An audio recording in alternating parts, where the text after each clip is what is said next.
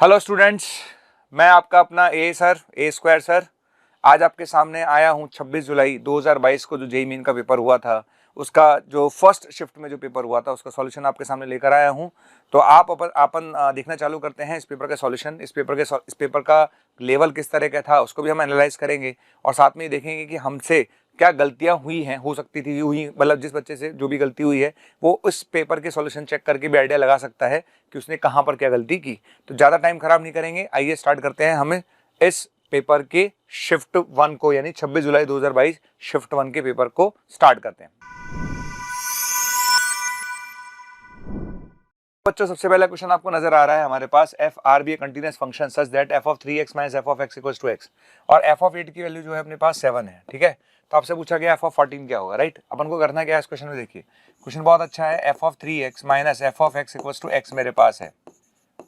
ठीक है, आप क्या करोगे, सबसे पहले x की जगह रखोगे x/3। x की जगह x/3 रखने का फायदा क्या आपको समझ में आ जाएगा, F of x minus f of x/3 बराबर आ जाएगा x/3। बिल्कुल ठीक है। चलिए, फिर आप x की जगह रखोगे x/3 का स्क्वायर। ठीक है ना, अगर आप यहाँ पर रखोगे x/3 का स्क्वायर, यहीं पर रखना है, जो भी रखने वाला काम है सारा मैं यही करता रह रहा हूँ। या फिर एक काम करिए, x/3 आप इसमें रखिए। तो अगर आप x की जगह x/3 यहाँ रखेंगे तो प्यारे बच्चों ये बनेगा F of x/3 minus f of x/3 का होल स्क्वायर और बराबर बनता जाएगा x/3 का स्क्वायर। ठीक है ना, इसका मतलब आप ये प्रोसेस करते जाइए। राइट, तो दिस विल कंटिन्यू चलता जाएगा और एक स्टेज ऐसी आएगी जब हमारे पास आएगा एफ ऑफ x की power 3n minus 1 minus f of x की पावर 3n और बराबर में आएगा प्यारे बच्चों x/3 की पावर n। ठीक है, क्वेश्चन अपने आप में अच्छा क्वेश्चन है, कोई डाउट नहीं है, लेकिन ऐसा क्वेश्चन पहले भी जेईई मेन में आ चुका है।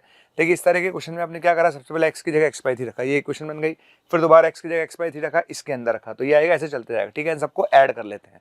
तो जैसे हम सारे बच्चे इनको ऐड करेंगे, ठीक है, जैसे सबको ऐड करेंगे तो क्या होगा, जैसे हम ऐड करेंगे तो देखना ये कटता जाएगा, कट जाएगा। ठीक है, आपके पास केवल दो टर्म्स बचेंगी। तो यहाँ पर आपके पास बचेगा F of x minus f of x/3 की पावर n, ये बचेगा। अच्छा, बराबर में x कॉमन आ गया। ठीक है, और हमारे पास बचेगा 1/3 प्लस 1/3 की पावर 3 का स्क्वायर एंड 1/3 की पावर n, ये आ जाएगा अपने पास। करेक्ट है। चलिए, अब यहाँ तक आ गए। अच्छा, चलिए सॉल्यूशन यहाँ पर कर भी रखा है इन्होंने। ठीक है, इस तरह से हम कर सकते थे, आई थिंक मेरे ख्याल से कोई दिक्कत नहीं है। तो यहाँ तक अपने पास आपको दिख रहा होगा हमने क्या किया है। राइट है, चलिए आगे बढ़ जाते हैं। ठीक है ना, यहाँ तक हमारे पास आ गया है और यहाँ तक आने के बाद क्या करेंगे, अब हम यहाँ तक आने के बाद देखिए चीज़ आपको दिख रही होगी। ठीक है ना, ये चीज़ आपको दिख रही है, यहाँ तक मैं आ चुका था। राइट है, यहाँ पर हम जीपी का फॉर्मूला लगा लेंगे। किसका फॉर्मूला लगा लेंगे, जीपी का। तो जब हम जीपी का फॉर्मूला लगाएंगे प्यारे बच्चों, तो हम यहाँ पर पहुँच जाएंगे। जीपी का फॉर्मूला हम सबको आता है a इंटू 1 - r की पावर n/1 - r। तो ये फॉर्मूला आप यहाँ पर लगाइए। अच्छा, यहाँ तक आने के बाद बेसिकली ये आपके पास फाइनली इक्वेशन बन गई है। राइट है, ये इक्वेशन आपके पास बन गई है, f of x minus f of x/3 equal to, ये इक्वेशन आपके पास फाइनली बन गई है। ठीक है, अब इस क्वेश्चन में करना क्या है, अब आपको n की जगह इन्फिनिटी रखना है, यानी टेंडिंग टू इन्फिनिटी रखना है। n की जगह क्या रखना है प्यारे बच्चों, इन्फिनिटी रखना है। ठीक है ना, तो हम अब रखेंगे n की जगह इन्फिनिटी। तो जैसे ही मैं n की जगह इन्फिनिटी रखूंगा प्यारे बच्चों, तो ये बनेगा समथिंग अपॉन 3 की पावर इन्फिनिटी। 3 की पावर इन्फिनिटी इन्फिनिटी होता है और समथिंग अपॉन इन्फिनिटी 0 हो जाएगा। तो ये बनेगा F x minus f of 0, F x minus f of 0। अच्छा, बराबर में क्या बचेगा, यहाँ पर बेटा समथिंग अपॉन इन्फिनिटी 0 हो जाएगा, तो बराबर बचेगा x/2, ये बच जाएगा। तो F of x minus f of 0 बराबर x/2 बन गया। यानी एक बार जिस बच्चे ने ये कैलकुलेट कर लिया, उसके बाद मुझे लगता है इस क्वेश्चन में कोई दिक्कत नहीं है, क्योंकि देखिए आप इसको देखिएगा, उसके बाद मेरे पास एक डाटा है एफ ऑफ 8 बराबर 7। ठीक है, मेरे पास डाटा है एफ ऑफ 8 बराबर 7, तो मैंने x की जगह 8 रखा। ठीक है, और अगर मैंने x की जगह 8 रखा तो ये आएगा F of 8 minus f of 0। ठीक है ना, तो F of 8 minus f of 0 बराबर 4, तो एफ ऑफ 0 का मान 3 आ जाएगा। ठीक है, और अगर एफ ऑफ 0 का मान 3 आ चुका है तो मुझे एफ ऑफ 14 निकालने में दिक्कत नहीं आएगी, क्योंकि मुझे x की जगह 14 रखना है। यहाँ पर x की जगह क्या रखना है प्यारे बच्चों, 14। तो जैसे x की जगह 14 रखेंगे आपको एफ ऑफ 14 का मान 10 मिल जाएगा। ठीक है, इस क्वेश्चन का बेस्ट पार्ट क्या है, अगर मैं बेस्ट पार्ट बोलूँ तो बेस्ट पार्ट है ये वाला पार्ट जो हम आपको सामने देख रहे हैं। This is the best part of this question, क्योंकि x की जगह x/3 रखा, फिर x/3 रखा, ये प्रोसेस जो है विच इज वेरी इंपॉर्टेंट। ठीक है, प्यारे बच्चों ये क्वेश्चन आया था कॉम्प्लेक्स नंबर का, let O be the origin and A be the point z1 equals to 1 + 2 iota. ठीक है, और b is the point z2 जिसका रियल पार्ट नेगेटिव है। ठीक है, अब देखो आप समझ लेना अच्छे से, एक पॉइंट है मेरे पास 1 + 2 आइटा, करेक्ट है, ये अपने पास आ गया। अच्छा, ओ हमारे पास ओरिजिन है, इसमें भी कोई दिक्कत नहीं है। अच्छा, उसने बोला let O be the origin A be the point and real part of z2 is negative, यानी z2 कहीं यहाँ पर होगा, z2 कहीं यहाँ पर होगा। ठीक है ना, z2 पॉइंट कहीं यहाँ पर होगा, क्योंकि इसका रियल पार्ट नेगेटिव है। ठीक है, अच्छा, O A B is a right angle triangle with O B as hypotenuse. अगर ओ बी हाइपोटेन्यूज है इसका मतलब ये एंगल 90 डिग्री हो गया भाई, ठीक है भाई, ये एंगल, ये बी है और ये ए है, तो ओ बी हाइपोटेन्यूज है तो ये एंगल 90 डिग्री हो गया। अच्छा, और आइसोसेलेस ट्राइंगल है, इसका मतलब ये लेंथ और ये लेंथ क्या होगी, बराबर होगी। ठीक, तो सिंपल सा कॉन्सेप्ट है। सिंपल सा कॉन्सेप्ट क्या है कि मुझे क्या करना है, रोटेशन लगाना है। कैसे लगाऊंगा रोटेशन, इसको थोड़ा आगे बढ़ा देते हैं। ठीक है, यहाँ से हम रोटेशन लगा सकते हैं। ठीक है ना, ये फाइनल वेक्टर हो गया, ये इनिशियल वेक्टर हो गया। तो फाइनल वेक्टर मुझे लिखना है, तो फाइनल वेक्टर कैसे लिखूंगा, फाइनल वेक्टर लिखूंगा Z2 माइनस 1 प्लस 2 आइटा, ये लिख लिया मैंने फाइनल वेक्टर। ठीक है, ये कौन सा वेक्टर है, फाइनल वेक्टर, और ये कौन सा वेक्टर है, इनिशियल वेक्टर। हमने रोटेट किया फाइनल, है ना, तो ये final vector upon initial vector. Initial vector क्या लिखा जाएगा, इनिशियल वेक्टर लिखा जाएगा दिस माइनस दिस, क्या लिखा जाएगा 1 प्लस 2 आइटा। ठीक है, और क्योंकि हमने रोटेशन 90 डिग्री से एंटी क्लॉकवाइज डायरेक्शन में किया है तो ई की पावर आइटा पाई बाय 2। ठीक है, तो Z2 माइनस 1 प्लस 2 आयोटा बराबर। अच्छा, एक चीज़ और है, यहाँ पर ध्यान रखना है, ये लेंथ और ये लेंथ बराबर है। क्योंकि लेंथ बराबर है इसलिए लेंथ वाला पार्ट मैंने दिखाया नहीं, क्योंकि कैंसिल हो जाता। अच्छा, यहाँ पर कितना आएगा, ये आएगा आयोटा माइनस 2। ठीक है ना, तो Z2 बराबर आएगा 3 आयोटा, है ना, और -1, ये आ गया। ये Z2 आ गया और आना भी चाहिए था। क्यों आना चाहिए था, क्योंकि ऑब्वियस सी बात है उसका रियल पार्ट नेगेटिव था। तो Z2 हमारे पास आ गया -1 प्लस 3 आइटा, करेक्ट है। अब एक एक करके ऑप्शन चेक करते हैं। इसने पूछा है which of the following option is not true, पूछा है, नॉट ट्रू पूछा है। तो मैं 2Z1 माइनस Z2 निकाल के दिखाता हूँ। ठीक है, 2Z1 माइनस Z2 निकाल के दिखाता हूँ आपको, दिखाइए 2Z1 माइनस Z2। 2Z1 कहाँ गया Z1 भाई, ये रहा Z1। ठीक है, 2Z1 का मतलब हो गया 2 प्लस 4 आइटा। ठीक है, और Z2 का मतलब हो गया माइनस यानी +1 माइनस 3 आइटा। ठीक है, यही आएगा ना, आई थिंक 2Z1 का मतलब हो गया प्यारे बच्चों 2 प्लस 4 आइटा आ गया, और माइनस Z2 का मतलब हो गया +1 माइनस 3 आइटा। तो मेरे पास आ गया 3 प्लस आइटा। ठीक है, और 3 प्लस आइटा का अगर मैं मॉड निकालूंगा तो √10 आ रहा है। कितना आ रहा है, √10, जबकि यहाँ दे रखा है 5। इसका मतलब ये वाला स्टेटमेंट गलत है। तो इस क्वेश्चन का जो आंसर होगा प्यारे बच्चों वो डी होगा। इस क्वेश्चन का आंसर क्या होगा प्यारे बच्चों, डी होगा, करेक्ट। तो क्वेश्चन का आंसर है डी। नेक्स्ट क्वेश्चन अपने पास है, the system of linear equations has infinitely many solutions. ठीक है, जब भी इस तरह क्वेश्चन आता है कि हैज इनफाइनाइटली मैनी सॉल्यूशंस, और उसमें दूसरी बात समझने वाली बात है बेटा, ये जो अपने पास इक्वेशन है, ये हमारे पास जो इक्वेशन आप देख रहे हैं बेटा, ये है नॉन होमोजीनियस। ठीक है, तो नॉन होमोजीनियस में जब भी इनफाइनाइट मैनी सॉल्यूशंस का क्वेश्चन आता है तो हमें क्या करना होता है, इनफाइनाइट सॉल्यूशन का पॉसिबल है जब डेल्टा 0 हो जाए उसका। ठीक है, और क्या 0 हो जाए बेटा, डेल्टा x भी 0 हो जाए, डेल्टा y भी 0 हो जाए, और डेल्टा z भी 0 हो जाए। कहने का मतलब ये सारे 0 होने चाहिए। ठीक है, तो इनफाइनाइटली मैंने सॉल्यूशंस कब मिलेंगे, जब डेल्टा 0 हो जाए, डेल्टा x भी 0 हो जाए, डेल्टा y भी 0 हो जाए, और डेल्टा z भी 0 हो जाए। तो आइए हम देखते हैं, क्योंकि हमें तो भाई डेल्टा अगर मैं 0 करूंगा तो डेल्टा 0 करने से मेरे पास लैम्डा आ जाएगा। ठीक है ना, तो डेल्टा 0 करने से लैम्डा आ जाएगा, और अगर मुझे म्यू निकालना है तो म्यू निकालने के लिए मुझे कोई एक डेल्टा x 0 कर लो चाहे डेल्टा y 0 कर लो। ठीक है ना, तो ये देखते हैं। सबसे पहले मैंने क्या किया, ये इक्वेशन है मेरे पास, है ना, मैंने डेल्टा x 0 करके दिखाया। डेल्टा x मेरे ख्याल से सब समझते हैं, डेल्टा x वाला, x का मतलब होता है x वालों को हटा के कांस्टेंट लिख दो। ठीक है, तो डेल्टा x का मतलब होता है बेटा x वालों को हटा के कांस्टेंट लिख दो। तो डेल्टा x को मैंने 0 किया। अच्छा, जब मैंने डेल्टा x को 0 किया तो मुझे यहाँ से म्यू की वैल्यू मिल गई -2। ठीक है बच्चों, म्यू की वैल्यू मिल गई -2। उसके बाद मैंने डेल्टा 0 किया। जब मैंने डेल्टा 0 किया तो डेल्टा 0 करने पर मुझे लैम्डा की वैल्यू मिल गई 4। ठीक है, तो लैम्डा की वैल्यू 4 मिल गई, म्यू की वैल्यू -2 मिल गई। ठीक, अब करना क्या था इस क्वेश्चन में, देखिए, then the distance of the point lambda mu and -12 from the plane. ठीक है, तो लैम्डा मुझे पता था, म्यू मुझे पता था, और प्लेन से डिस्टेंस निकालनी है। किसी भी पॉइंट की किसी भी प्लेन से डिस्टेंस हम बहुत आराम से निकाल सकते हैं। तो चूंकि मुझे पॉइंट पता है तो इस पॉइंट से किसी भी प्लेन की डिस्टेंस मैं आराम से निकाल सकता हूँ।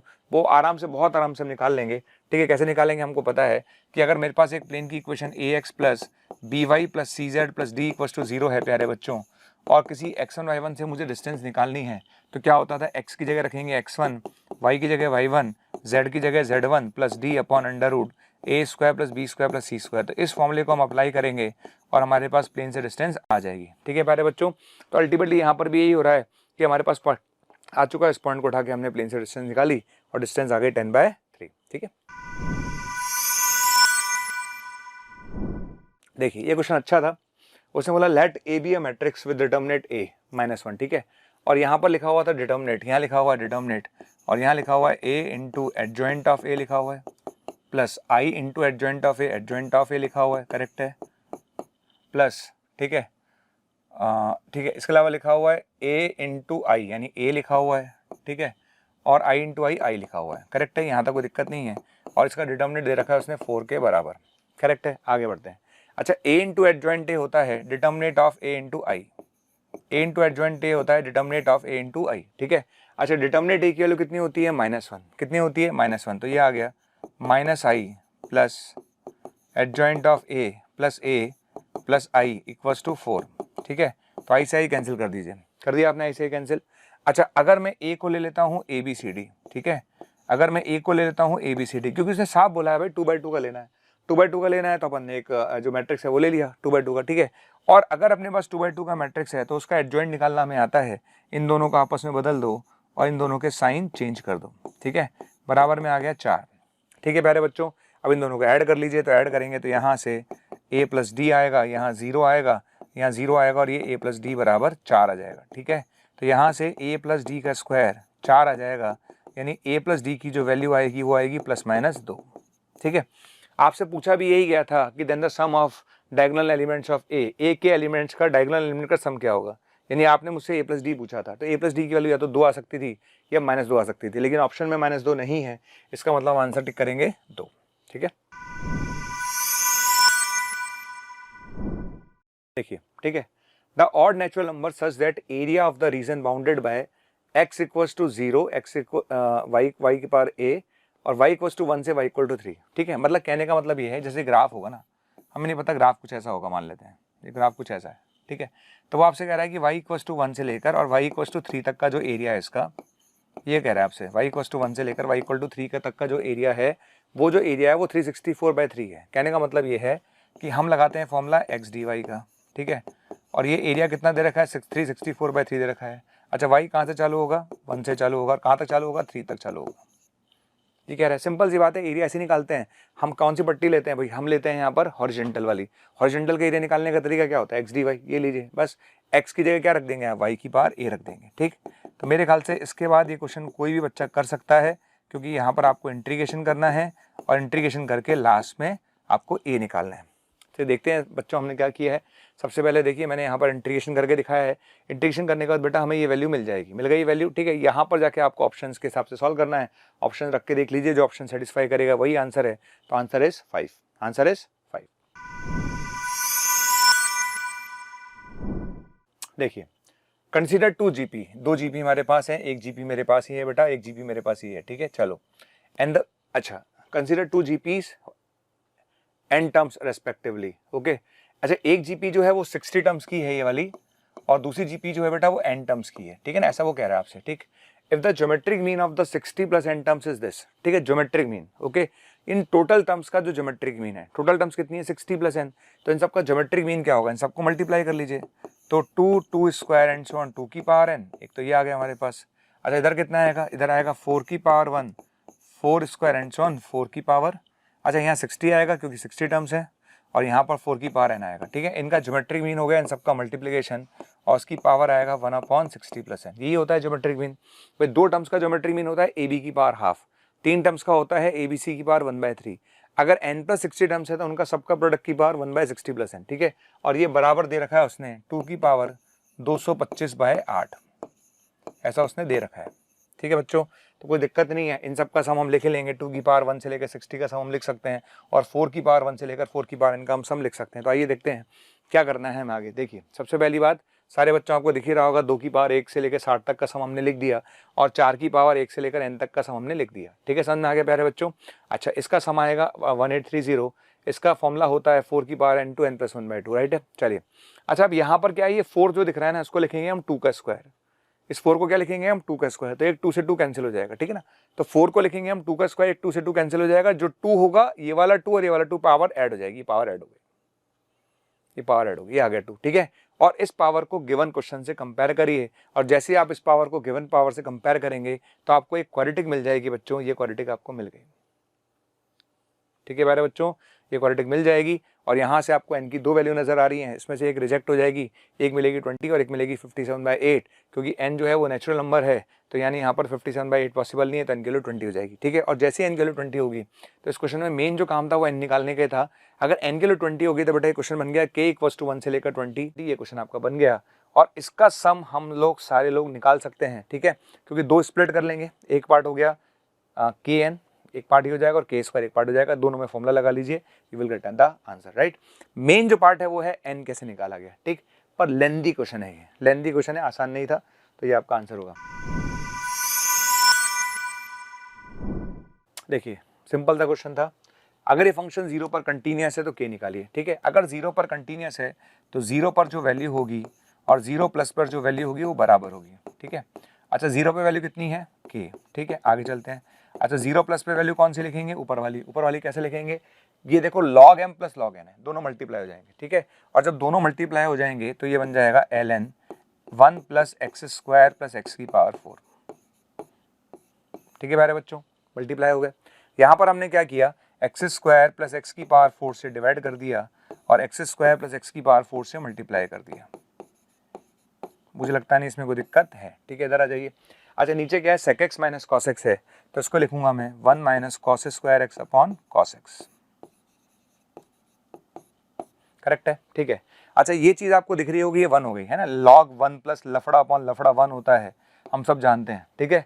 log 1 प्लस लफड़ा अपॉन लफड़ा 1 होता है, अगर लफड़ा 0 हो तो ये चीज़ 1 हो जाएगी, ठीक है। अच्छा अब आगे हमारे पास बचेगा कितना, हमारे पास बचेगा प्यारे बच्चों, एक तो मेरे पास बचेगा एक्स स्क्वायर कॉमन लेंगे तो 1 प्लस एक्स स्क्वायर बचेगा। अच्छा और साथ में क्या बचेगा, कॉस एक्स ऊपर आ ही रहा है, ठीक है, और नीचे बचेगा साइन स्क्वायर एक्स, क्या बचेगा, साइन स्क्वायर एक्स। और दुनिया में एक्स अपॉन साइन एक्स क्या होता है, 1 होता है, क्लियर। दुनिया में एक्स अपॉन साइन एक्स क्या होता है, 1 होता है, टेंडिंग टू 0 पर ये 1 हो जाएगा। और एक्स की जगह 0 रखोगे तो ये भी 1 आएगा और ये भी 1 आएगा, तो के की वैल्यू 1 आ गई, के की वैल्यू क्या आ गई, 1, ठीक है। तो इस क्वेश्चन का आंसर कितना आएगा, 1। तो सिंपल क्वेश्चन था, इसमें कुछ था भी नहीं ऐसे, ठीक। तो इस क्वेश्चन का आंसर 1 आएगा।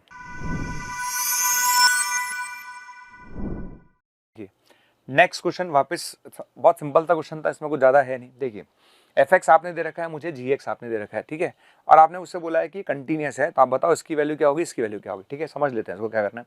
आपने पूछा GOF2 है ना, तो GOF2 का मतलब होता है G ऑफ F2, ठीक है। और आपने यहाँ लिखा है F ऑफ G माइनस 2, ये आपने कोई दिक्कत है नहीं। अच्छा F ऑफ 2 निकाल लेते हैं, तो F ऑफ 2 का मतलब 2 से बड़ा ये रहा, ठीक है ना, 2 से बड़ा ये रहा, 0 से बड़े में 2 आएगा, तो 0 से बड़े में 2 आएगा तो यहाँ पे 2 रख देते हैं, तो 2 माइनस 4 2 माइनस का उसका मॉड हो गया 2, तो ये तो बन गया G2। अब बताते हैं, अब आता है G of minus 2। G of minus 2 का मतलब होता है 0 से छोटा, ये रहा 0 छोटा, तो हम यहाँ रखेंगे -2, तो -2 + 1 कितना हुआ, -1, तो ये आ गया F ऑफ -1, समझ आ गया। तो ये G2 आ गया और F ऑफ -1 आ गया। अब क्वेश्चन ये आता है कि हम किस तरह से G2 की वैल्यू निकालेंगे, क्योंकि G2 की वैल्यू हम कहाँ से लाएंगे, G2 का मतलब हो गया 0 से बड़ा, तो यहाँ पर मुझे 2 रखना पड़ेगा, ठीक है ना। G2 का मतलब इस वाले में मुझे 2 रखना पड़ेगा, तो 2 माइनस 4 कितना हुआ, -2 का स्क्वायर यानी 4 + b, तो G2 मतलब हो गया 4 + b, तो बेटा ये आ गया 4 + b। और F ऑफ -1 का मतलब प्यारे बच्चों, F ऑफ -1 का मतलब मुझे यहाँ पर -1 रखेगा, तो रखना पड़ेगा, तो ये आएगा a -1, ठीक है ना। तो ये बेसिकली क्वेश्चन है हमारा। अब इस क्वेश्चन में अननोन क्वांटिटी क्या है, इस क्वेश्चन में अननोन क्वांटिटी है ए और बी। ए और बी में कैसे निकालूं ये बताइए। तो ए और बी निकालने का बहुत आसान तरीका है बेटा, चूंकि ये 0 पर कंटिन्यूअस है तो कंटिन्यूटी की शर्त लगाओ, ए आ जाएगा। इसी तरह से बेटा ये भी 0 पर कंटिन्यूअस है तो कंटिन्यूटी की शर्त लगाओ तो बी आ जाएगा, ठीक है ना। तो यहाँ से हम ए और यहाँ से हम बी निकालेंगे, उसको ढक यहाँ रख देंगे। तो आइए देखते हैं इसके सॉल्यूशन को आगे। देखिए हमने कैसे किया है। देखिए सबसे पहली इक्वेशन जो मैंने आपके सामने बनाकर दिखाई प्यारे बच्चों, a + b + 3 हमारे सामने बनी हुई है, ये आपके सामने ही है, ठीक है। और हमने बोला चूंकि एफ एक्स 0 पर कंटिन्यूअस है तो 0 माइनस पर वैल्यू और 0 प्लस पे वैल्यू बराबर कर दीजिए, तो यहाँ से मुझे ए की वैल्यू मिलेगी, करेक्ट है। इसी तरह से जी एक्स में मैं ये काम करूंगा, जी एक्स में ये काम करूंगा तो यहाँ से मुझे बी की वैल्यू मिलेगी, ठीक है। तो ए मिल जाएगा, बी मिल जाएगा, तो हमारा आंसर आ जाएगा, करेक्ट है। तो मेन मतलब इस क्वेश्चन में अच्छे के नाम पर सिर्फ ये है कि आपको क्लिक कैसे करेगा, ए और बी कैसे निकलना है, बाकी कुछ भी अच्छा नहीं है।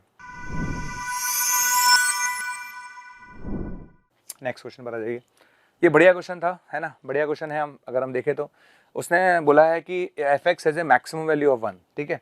अच्छा अगर मैं ऊपर वाले फंक्शन का नेचर चेक करूं, है ना, देखिए अब उसने बोला है कि मैक्सिमम वैल्यू 1 पर, ऊपर वाले का इस वाले फंक्शन का नेचर चेक कर लीजिए।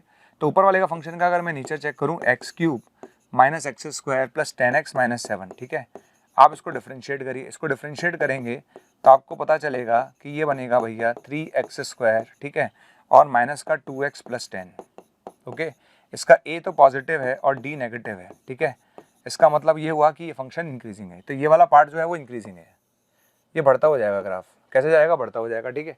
अच्छा दूसरे वाले को अगर मैं डिफ्रेंशिएट करूंगा, ठीक है, अगर मैं दूसरे वाले पार्ट को डिफ्रेंशिएट करूंगा प्यारे बच्चों, अगर मैं दूसरे वाले पार्ट को डिफ्रेंशिएट करूंगा प्यारे बच्चों, तो इसको डिफ्रेंशिएट करूंगा तो इसका डिफ्रेंशिएशन आएगा -2, यहाँ पर आप कुछ और नाम दे दीजिए, जी डैश एक्स दे दो, इसको मैं एच डैश एक्स नाम देता हूँ, है ना, ठीक है। इसका ये डिफरेंशियल आएगा -2 विच इज़ नेगेटिव, ठीक है। इसको मैं नाम देता हूँ जी एक्स, इसको नाम देता हूँ एच एक्स, ठीक है।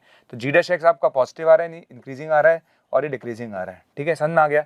कहने का मतलब है कि 1 से आगे ग्राफ डिक्रीज हो रहा है और 1 के पीछे ग्राफ इंक्रीज हो रहा है, ग्राफ कुछ ऐसे जा रहा होगा, ठीक है। समझ में आगे? लेस देन 1 तक इंक्रीज हो रहा है और 1 के आगे क्या हो रहा होगा, डिक्रीज हो रहा है। अगर आपको 1 पर क्या चाहिए, मैक्सिमम वैल्यू चाहिए, तो 1 पर जो वैल्यू होगी वो बगल वालों से ज़्यादा होगी, ठीक है ना। तो हम ये बोल सकते हैं कि जो 1 पर वैल्यू होगी वो क्या होगी बेटा, 1 माइनस से ज़्यादा होगी, ठीक है। तो यहाँ से हम बोल सकते हैं 1 प्लस से ज़्यादा होगी। तो सीधी सी बात है, जो ग्राफ का जो नेचर है उसको समझने की कोशिश करिए कि ग्राफ ऐसे जा रहा है तो 1 पर जो वैल्यू होगी 1 प्लस से ज़्यादा होगी, ठीक है। 1 पर जो वैल्यू होगी 1 प्लस से ज़्यादा होगी, करेक्ट है, मैं बोल सकता हूँ ये बात आराम से कॉन्फिडेंस के साथ बोल सकता हूँ। तो 1 पर जो वैल्यू होगी 1 प्लस से ज़्यादा होगी, तो हमने 1 पर वैल्यू निकाली, कहाँ से निकाली प्यारे बच्चों, 1 पर वैल्यू मैंने यहाँ से निकाली 1 रखकर, और 1 प्लस का मतलब यहाँ पर 1 रखेंगे, ठीक है, समझ में आ गया। तो 1 पर वैल्यू निकाली ये रही और 1 प्लस वैल्यू ये आ रही, ठीक है। तो यहाँ से मेरे पास आ जाएगा, इसको सॉल्व करने पर b की वैल्यू -6 से 6 आ जाएगी, ठीक। अब इसमें एक चीज़ और है ध्यान देने वाली, वो ये है प्यारे बच्चों कि चूंकि यहाँ पर लॉग लगा हुआ है तो लॉग के साथ कुछ भी पॉजिटिव होना चाहिए, लॉग के साथ कुछ भी पॉजिटिव होना चाहिए। तो यहाँ पर आपको एक शर्त और लगानी थी कि b² - 4 पॉजिटिव होना चाहिए, b² - 4 पॉजिटिव होना चाहिए, ठीक है। तो b यहाँ से आ गया, तो एक b अपने पास यहाँ से आया और एक b अपने पास यहाँ से आया, दोनों का क्या लेंगे, कॉमन ले लेंगे, कॉमन लेंगे तो you will get the answer, ठीक है। तो आपको आंसर मिल जाएगा। ये क्वेश्चन मेरे पास है, क्वेश्चन क्या लिखा हुआ है, limit n tending to infinity k equals to 1 से लेकर n तक 2n/n² + k² और ये fx दे रखा है, तो आपको 4 ऑप्शन दे रखे हैं, ठीक। ये वाला जो पार्ट आप देख रहे हैं ना, ये डेफिनेट इंटीग्रेशन का है, जो हम ऑलरेडी जानते हैं सब लोग, इसमें कुछ ऐसा नया नहीं था। Limit n tending to infinity, ठीक है, ये अपने पास क्या आ गया, ये आ गया k इक्वल्स टू 1 से लेकर n तक आ गया, ठीक है। और n² से ऊपर नीचे डिवाइड कर दीजिए, ठीक है, n² से डिवाइड कर देंगे तो ये बन जाएगा 1 + k²/n², समझ में आ गया, ठीक है। n² से डिवाइड कर दीजिए तो ये क्या बन जाएगा, देखो हम सब जानते हैं कि इस पूरे पार्ट को हटाकर मैं लिख सकता हूँ 0 से 1, ठीक है, 2 1/n को हटाकर लिख सकता हूँ dx और k/n को लिख सकता हूँ x, ठीक है। तो ये आएगा प्यारे बच्चों 2 tan इनवर्स x, ये आएगा पूरे प्यारे बच्चों 2 tan इनवर्स x, यानी ये आ गया π/2, यानी a की वैल्यू π/2 आ गई, ठीक है।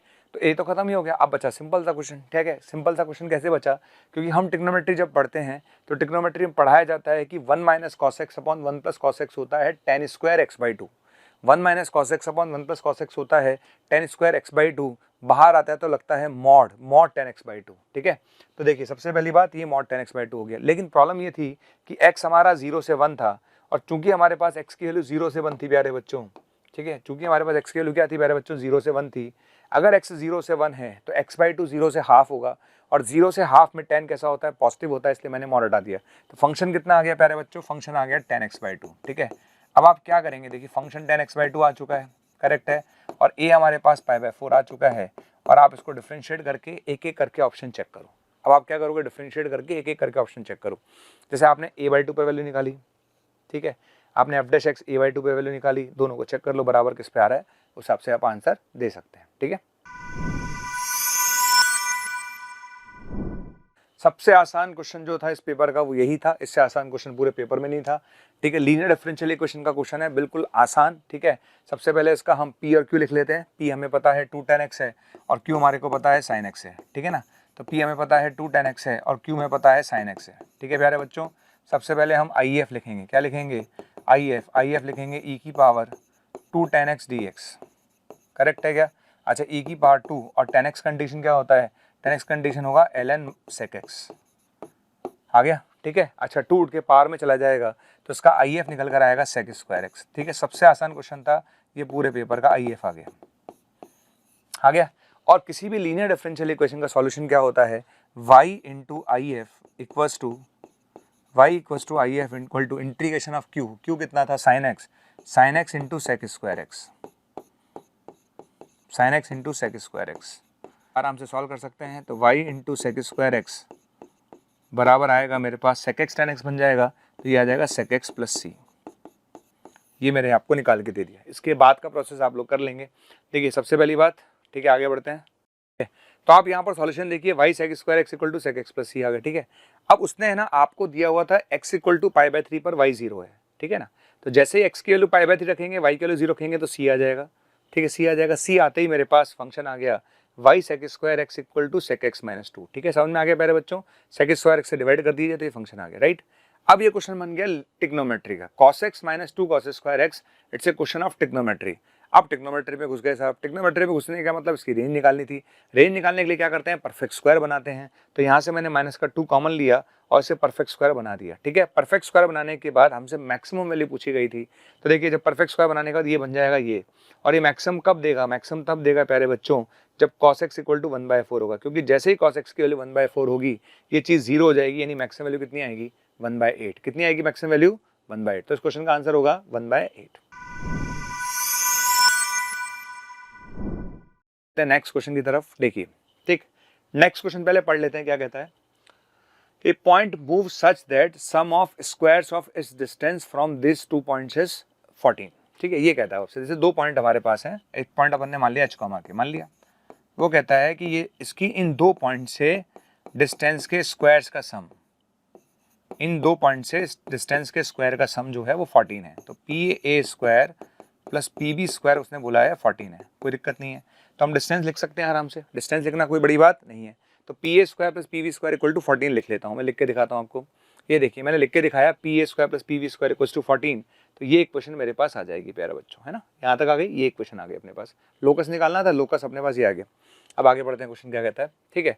Let f x y equal to be the locus of P. Locus का मतलब होता है एच और के को लास्ट में हमने एक्स और वाई से रिप्लेस कर दिया, तो लोकस तो आएगी। आगे बढ़ते हैं, which intersect x axis, okay. अच्छा, तो ए पॉइंट मुझे इस पॉइंट को ए डैश करना पड़ेगा, इस पॉइंट को बी डैश करना पड़ेगा, इस पॉइंट को ए डैश और बी डैश करना पड़ेगा, क्योंकि ए पॉइंट और बी पॉइंट अलग अलग है क्वेश्चन में, ठीक है। अच्छा, उसने बोला which intersect the x axis at point A and y axis at, अच्छा, एक्स एक्सिस को 2 पॉइंट पे इंटरसेक्ट करेगा और वाई एक्सिस को 2 पॉइंट पे एक्सेस करेगा, ठीक है। तो जो आपने लोकस निकाला है वो एक्स एक्सिस को 2 जगह काटेगा और वाई एक्सिस को भी 2 जगह काटेगा। तो आपसे पूछा है क्वाड्रिलेटरल का एरिया क्या होगा, ओके। पहले समझ लेते हैं भाई क्या कहानी। तो देखिए सबसे पहली बात, आपने लोकस निकाला, ठीक है। लोकस निकालने के बाद आपको दो पॉइंट निकालने हैं, एक्स एक्सिस पे निकालने हैं y 0 करके, तो आपने y 0 कर दिया, ठीक है। तो जैसे ही आप y के लिए 0 करेंगे आपको 2 पॉइंट मिल गए, ये x के 2 मिल गए, यानी a और b आ गया, करेक्ट। फिर आपको निकालना है y एक्सिस पर, y एक्सिस पर क्या होगा, 0x होगा। अच्छा, y एक्सिस पर अगर x 0 करेंगे तो यहाँ से भी आपको 2 पॉइंट मिल जाएंगे, 2 पॉइंट मिल जाएंगे तो पॉइंट आपको c और d मिल जाएंगे। तो c भी पता है, d भी पता है, करेक्ट है। तो c पता, d पता और a पता और b पता। अगर मुझे किसी क्वाड्रिलेटरल के चारों पॉइंट्स मिल जाएं तो उसका एरिया मैं निकाल सकता हूं। तो इस क्वाड्रिलेटरल के एरिया हम वेक्टर से भी निकाल सकते थे, हम चाहे तो वेक्टर से निकाल सकते हैं half A B cross C D, ठीक है ना। इस वेक्टर के से अगर निकालना चाहें तो हम निकाल सकते हैं half A B cross C D. हम सब जानते हैं कि किसी भी क्वाड्रिलेटरल का एरिया क्या होता है, हाफ d1 क्रॉस d2। तो इस फॉर्मूले को हम यहाँ पर लगाएंगे तो हमें यहाँ से एरिया मिल जाएगा 3√17/2। क्लियर। क्वेश्चन लेंदी है सारे, पर आसान था। क्वेश्चन कहता है, पढ़ लेते हैं एक बार। नेक्स्ट क्वेश्चन क्या है, let the tangent drawn to the parabola at the point is perpendicular to the line. इसने बोला है ना, इस पॉइंट पर टेंजेंट जो है वो इस लाइन के परपेंडिकुलर है। तो पहली बात तो ये पॉइंट जो है वो पैराबोला पर होगा। भाई जिस पॉइंट पर आप टेंजेंट ड्रॉ करने वाले हैं वो तो पैराबोला पर होगा। तो पहली बात तो ये हो गया कि बीटा स्क्वायर जो होगा प्यारे बच्चों, वो बीटा स्क्वायर क्या होगा बेटा, बीटा स्क्वायर जो होगा वो 24 अल्फा के बराबर होगा। एक बात तो ये समझना आ गई, ठीक है। दूसरी बात वो कहता है कि इस पॉइंट पर जो टेंजेंट है वो उसके परपेंडिकुलर है, यानी यहाँ से आने वाले टेंजेंट का स्लोप और इस लाइन के स्लोप का प्रोडक्ट -1 होगा। तो यहाँ से टेंजेंट का स्लोप आएगा dy/dx इक्वल्स टू आएगा 12/y, ठीक है। यहाँ पर y की जगह क्या रखूंगा मैं, बीटा रखूंगा, तो 12/बीटा रखूंगा, आ गया, ठीक है। ये वाला स्लोप और इस वाला स्लोप, इस दोनों का स्लोप का प्रोडक्ट है। ये वाला स्लोप तो आ ही गया और उस वाले स्लोप का जो प्रोडक्ट होगा वो -1 होगा, ठीक है। तो यहाँ से बीटा की वैल्यू 12 आ गई। अच्छा, बीटा आ गया तो अल्फा यहाँ से आ ही जाएगा, ठीक है भाई। अगर बीटा आ गया, बीटा की वैल्यू अगर 12 आ गई तो अल्फा हम निकाल लेंगे।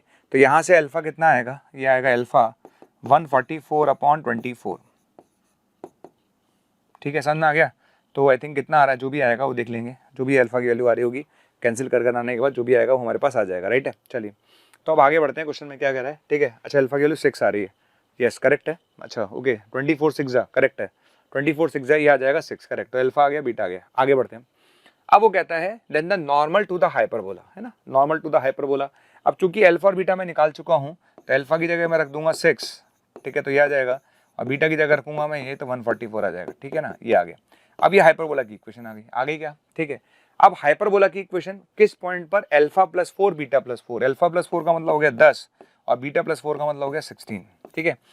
इस पॉइंट पर जो नॉर्मल आप निकालोगे, इस हाइपरबोला पर इस पॉइंट पर जो नॉर्मल निकालोगे, वो नॉर्मल किससे पास नहीं होता। क्वेश्चन ये है किससे पास नहीं होता। तो देखिए क्या करेंगे, देखिए सबसे पहले ये आ गया है ना, हाइपरबोला की इक्वेशन आ गई। इस पे नॉर्मल की इक्वेशन आप निकाल के देख लेना, ये आ जाएगी है। नॉर्मल की इक्वेशन निकालना कोई बड़ी बात नहीं है। इसकी नॉर्मल की इक्वेशन स्टैंडर्ड होती है a square x upon x1 plus b square y minus plus b square y upon y1 equal to a square plus b square वाली इक्वेशन आप लगा लीजिएगा। या किसी भी पॉइंट पर अगर मुझे पॉइंट पता है तो मैं नॉर्मल की इक्वेशन लिख सकता हूँ। तो ये नॉर्मल की इक्वेशन आएगी और ये किस पॉइंट से पास नहीं हो रही, 15,13 से पास नहीं होगी। आप रख के देख लीजिए, ये 15,13 को सेटिस्फाई नहीं करेगा, करेक्ट। तो ये इसका आंसर होगा। बाकी पॉइंट्स अगर हम चेक करना चाहें तो देख सकते हैं, जैसे 25,10 रखकर देखिए, तो 25,10 रखकर देखेंगे तो पास हो रही है, ठीक है। और आप जैसे 20,12 रख के देखना चाहें तो 40 और ये 60 पास हो रही है। केवल ये पॉइंट ऐसा होगा जिससे पास नहीं होगा, ठीक है। The length of the perpendicular from this point on the line passing through this point, इससे लाने वाली लाइन और इसके पैरेलल प्लेन के, ठीक है। हमें उस लाइन की डिस्टेंस निकालनी है, ठीक है, इस पॉइंट से जो इससे तो पास होती है, ठीक है, और इसके पैरेलल है, इसके क्या है, पैरेलल है। तो हमें क्या करना पड़ेगा, इस लाइन का पैरेलल वेक्टर निकालना पड़ेगा। और इस लाइन का पैरेलल वेक्टर कैसे निकलेगा, बहुत आसान है। इस लाइन का पैरेलल वेक्टर निकलेगा n1 क्रॉस n2 से। यानी n1 क्रॉस n2 क्या होता है बेटा, n1 क्रॉस n2 का मतलब होता है इस प्लेन का नॉर्मल वेक्टर और इस प्लेन का नॉर्मल वेक्टर, ठीक है। जैसे आप ऐसे समझ लीजिए, दो प्लेन है, ठीक है, दिख रहा है आपको, ये दो प्लेन है। तो ये जो लाइन दिख रही है ना बीच की, इस लाइन की, ये इस लाइन का नॉर्मल वेक्टर, इस लाइन का वेक्टर निकालने वाला हूँ, प्लेन वेक्टर जिसको मैं घिस रहा हूँ, ठीक है। अब ये जो लाइन है अपने पास है वो इसके भी परपेंडिकुलर है प्यारे बच्चों, इसके भी परपेंडिकुलर है, समझ में आ गया। तो n बराबर होगा n1 क्रॉस n2। यहाँ से मेरे पास आएगा 1 1 और -1 आएगा, और यहाँ से आएगा 1 -2 और 3 आएगा, ठीक है ना। तो यहाँ से नॉर्मल वेक्टर निकल जाएगा। कितना आएगा नॉर्मल वेक्टर देख लेते हैं। नॉर्मल वेक्टर यहाँ से आएगा मेरे पास ये, ठीक है, ये सॉल्व करने पर आ जाएगा, ठीक है।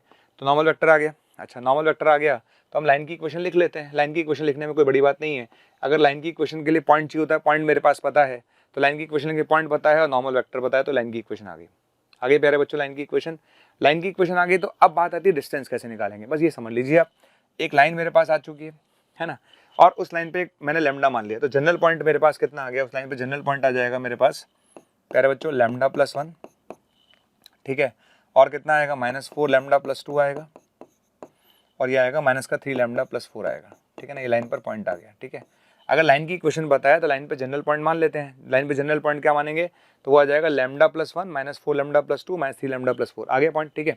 अच्छा, ये पॉइंट आपको दे रखा है उसने, क्या दे रखा है पॉइंट, किससे परपेंडिकुलर डाला आपने, आपको चाहिए 1 -2 5 से परपेंडिकुलर डिस्टेंस चाहिए। 1 -2 5 से आपको परपेंडिकुलर डिस्टेंस चाहिए, ठीक है। ये आ गया m, क्लियर है। चूंकि ये लाइन जो है वो उसके परपेंडिकुलर है, ठीक है। तो इसका मतलब इसका जो पैरेलल वेक्टर है, इस लाइन का पैरेलल वेक्टर कहाँ निकाला था हमने, ये रहा 1 -4 और -3, समझ में आ गया। चूंकि ये लाइन इसके परपेंडिकुलर है तो इसका और इसका डॉट 0 होगा, ठीक है, समझ में आ गया। इसका और इसका डॉट क्या होगा, 0 होगा, ठीक है। तो आप दोनों का डॉट 0 कर दीजिए, ठीक है। दोनों का डॉट 0 कर देंगे तो लैम्डा आ जाएगा। लैम्डा आ जाएगा तो भैया ये पॉइंट आ जाएगा। अगर ये पॉइंट आ जाएगा तो डिस्टेंस आ जाएगी, खत्म, हमें आंसर निकल गया, ठीक है। डिस्टेंस पे फोकस करना था। A and B if the projection of A cross B on the vector this is 30। बहुत आसान, सेकंड आसान क्वेश्चन इस मतलब पेपर का, जो सेकंड आसान ज्यादा क्वेश्चन है, ठीक है ना। A क्रॉस B का प्रोजेक्शन निकालना था, ठीक है। अगर मुझे किसी वेक्टर A क्रॉस B का C पर प्रोजेक्शन निकालना है तो वो होता है A cross B dot C upon mod C, समझ में आ गया। तो यहाँ से बोल सकते थे box ABC upon mod C, simple से ये फॉर्मूला लगा लीजिए, आपके पास आंसर आ जाएगा, ठीक है भाई। अगर आपको किसी भी वेक्टर का दूसरे वेक्टर प्रोजेक्शन निकालना है तो क्या करेंगे, A cross B dot C upon mod C, यानी box ABC upon mod C, ये हम निकाल लेंगे आराम से, कोई बड़ी बात नहीं है। बॉक्स ABC कैसे निकालेंगे, तो बॉक्स ABC हम निकाल सकते हैं अल्फा, ठीक है, 1 -1, ठीक है, और ये आ गया 2 1 एंड माइनस अल्फा, ठीक है, ये आ जाएगा। और तीसरा आ जाएगा -1 2 और कितना आएगा 2, ये आ जाएगा, ठीक है, डिवाइड बाय मॉड C का मॉड निकाल लेते हैं। C का मॉड कितना आ जाएगा, ये आ जाएगा 1 4 और 4, ये 3 आ जाएगा, ठीक है ना। ये बराबर है 30 के। तो इसको सॉल्व करना है तो मेरे को लगता नहीं इसमें कोई दिक्कत आने वाली। इसको सॉल्व कर लेंगे तो आप आराम से अल्फा निकाल सकते हैं। देखिए आइए देखते हैं। देखिए इन्होंने सॉल्व, पहले A क्रॉस B निकाल के दिखाया इन्होंने, प्रोजेक्शन निकाला है, फिर प्रोजेक्शन कैसे निकाला है, ए क्रॉस बी का इस पे प्रोजेक्शन निकाला है, वो कैसे निकाला, a cross b dot c upon mod c करके निकाला है। तो फाइनली बेटा ये इक्वेशन बन गई, और ये इक्वेशन बन गई तो ऐसे सॉल्व करके अल्फा निकाल लो, खत्म, है ना। सिंपल क्वेश्चन है, ऐसा कोई ज़्यादा टफ वाला काम नहीं, सिंपल क्वेश्चन है। Mean and variance of a binomial distribution are this, ठीक है। अच्छा, मीन क्या होता है जब हमें पढ़ाया जाता है, मीन होता है बेटा एनपी, तो एनपी इक्वल्स टू होता है अल्फा दे रखा उन्होंने, और वेरिएंस होता है एनपी क्यू, है ना, ये दे रखा अपन को अल्फा बाई 3। ये आपको स्टैंडर्ड फॉर्मूले जो आपको पढ़ाए जाते हैं, ठीक है। अच्छा, इन दोनों को डिवाइड कर देते हैं, इक्वेशन नंबर 2 में इक्वेशन नंबर 1 से डिवाइड करेंगे तो क्यू आ जाएगा 1/3, और हम जानते हैं कि p प्लस क्यू 1 होता है, p प्लस क्यू 1 होता है, तो अगर q की वैल्यू 1/3 है तो p की वैल्यू कितनी आ गई, 2/3 आ गई ना। चलो ये आ गया। अब इसमें n अननोन है मेरे पास, और n इसलिए नहीं निकाल सकते क्योंकि अल्फा अननोन है, ठीक है। अब आगे बढ़ते हैं। उसने बोला p probability of x equals to 1, एक सक्सेस की प्रोबेबिलिटी 4/343 243, एक सक्सेस की प्रोबेबिलिटी, ठीक है ना। तो n में से एग्जैक्टली एक सक्सेस चाहिए अपन को, ठीक है। सक्सेस की प्रोबेबिलिटी हो गई 2/3, बच्चे फेलियर होंगे, फेलियर की प्रोबेबिलिटी हो गई 1/3, उसकी पावर कितना हो गया n-1, और ये किसके बराबर है बेटा, 4/243 के बराबर है, करेक्ट है, ठीक है, समझ में आ गया। तो यहाँ से मेरे पास आ जाएगा n अपॉन, यह आएगा 3 की पावर n, है ना, और बराबर में आएगा 2/243। अब आपको ऐसा n सोचना है जिससे हमारा काम हो जाए, है ना, जिससे हमारा काम हो जाए, यानी ये दोनों बराबर आ जाए, ठीक है। तो बहुत आराम से सोच सकते हैं, n के वैल्यू 6 ले लीजिए आप, n के वैल्यू क्या ले लीजिए 6। अगर n के वैल्यू 6 लूँगा तो ये बनेगा 6/3 की पावर 6, यानी ये बनेगा 2/3 की power 5 which is equals to 2/243, यानी n के वैल्यू 6 आ गई, ठीक है। और अगर n की वैल्यू 6 आ गई तो क्वेश्चन आराम से हो जाएगा। कैसे आ जाएगा, अब आपने मुझसे पूछा है probability of x equals to 4 success और 5 सक्सेस, ठीक है, यानी 4 सक्सेस निकालना है प्लस 5 सक्सेस निकालना है, ठीक है। तो n आ गया मेरे पास 6, और अगर n की वैल्यू 6 आ गई तो देखिए क्या करना है, ठीक है। देखिए सबसे पहले आपने n निकाल लिया, अब n निकालने के बाद आपको चाहिए 4 सक्सेस और 5 सक्सेस। 4 सक्सेस का मतलब हो गया 64, 4 बार सक्सेस 2 बार फेलियर, ठीक है, प्लस 5 सक्सेस का मतलब हो गया 65, 5 बार सक्सेस 1 बार फेलियर, खत्म, ये आपका आंसर है। नेक्स्ट क्वेश्चन में चलते हैं। E1, E2, E3 भी 3 म्यूचुअली एक्सक्लूसिव इवेंट्स हैं, ठीक है, ओके। अच्छा, म्यूचुअली एक्सक्लूसिव इवेंट्स हैं if the maximum and minimum values of P are P1 and P2। अच्छा, अब उसने एक वर्ड लगा दिया, देखो इन तीनों की प्रोबेबिलिटीज का जो सम होगा, है ना, तीनों की जो प्रोबेबिलिटीज का सम होगा वो हमेशा या तो 1 होगा या 1 से कम होगा, ठीक है ना, 0 से तो ज़्यादा होगा, और तीनों की प्रोबेबिलिटीज का जो सम होगा प्यारे बच्चों वो हमेशा 1 या 1 से कम होगा, ठीक है ना। तो तीनों की प्रोबेबिलिटीज का जो सम होगा वो तो या तो 1 होगा या 1 से कम होगा, ये तय है, ठीक है। तो इसका फंडे को आप यूज़ करिए। तो तीनों की प्रोबेबिलिटीज का सम लिख देते हैं हम लोग, देखिए मैंने लिखा होगा, ठीक है। इन तीनों की प्रोबेबिलिटी का सम मैंने लिखा होगा, तो तीनों की प्रोबेबिलिटीज का सम हमने लिख दिया बेटा, ये रहा, ठीक है। इसको सॉल्व कर लेंगे, सॉल्व करना कोई बड़ी बात है नहीं, इसको सॉल्व करेंगे तो यहाँ से हमारे को p मिल जाएगा 2/3 से 1 मिल गया। अच्छा, अगर p 2/3 से 1 आ रहा है तो p की मिनिमम वैल्यू हो गई 2/3 और मैक्सिमम हो गई 1, ठीक है ना, यानी ये p1 हो गया और ये p2 हो गया, और दोनों का सम आ गया 5/3, करेक्ट, तो ये आंसर है, ओके, ठीक है। ये अच्छा है लेकिन बहुत लेंदी है, कैसे, देखिए s दे रखा है 0 से 2π, ये दे रखा है उसने 16 के बराबर, ठीक है ना। तो पहले तो भैया आपको s निकालना पड़ेगा, इसका मतलब कितने एलिमेंट इसमें सेटिस्फाई करेंगे, ठीक है ना।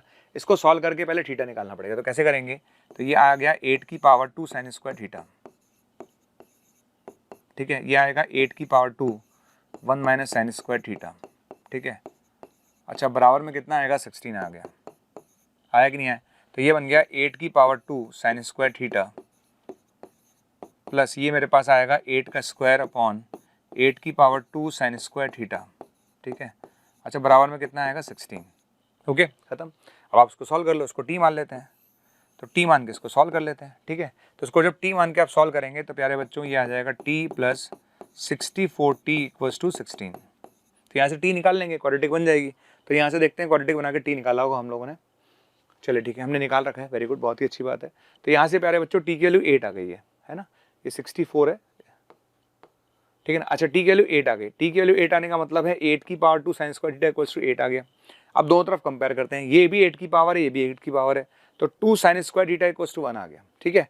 अच्छा, 2 sin square theta equals to 1 आ गया, यानी sin square theta equals to 1/2 आ गया, यानी sin थीटा की वैल्यू आ गई प्लस माइनस 1/√2, और sin थीटा की वैल्यू प्लस माइनस 1/√2 आ रही है, तो 4 एंगल आपको मिलेंगे π/4, 3π/4, 5π/4 और 7π/4, यानी 4 वैल्यूज आपको मिलेंगी।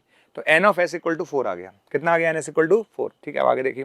तो यहाँ से एक बात तो समझ में आ गई कि यहाँ से मेरे पास नंबर ऑफ एलिमेंट जो आएंगे वो कितने आएंगे? 4 आएंगे।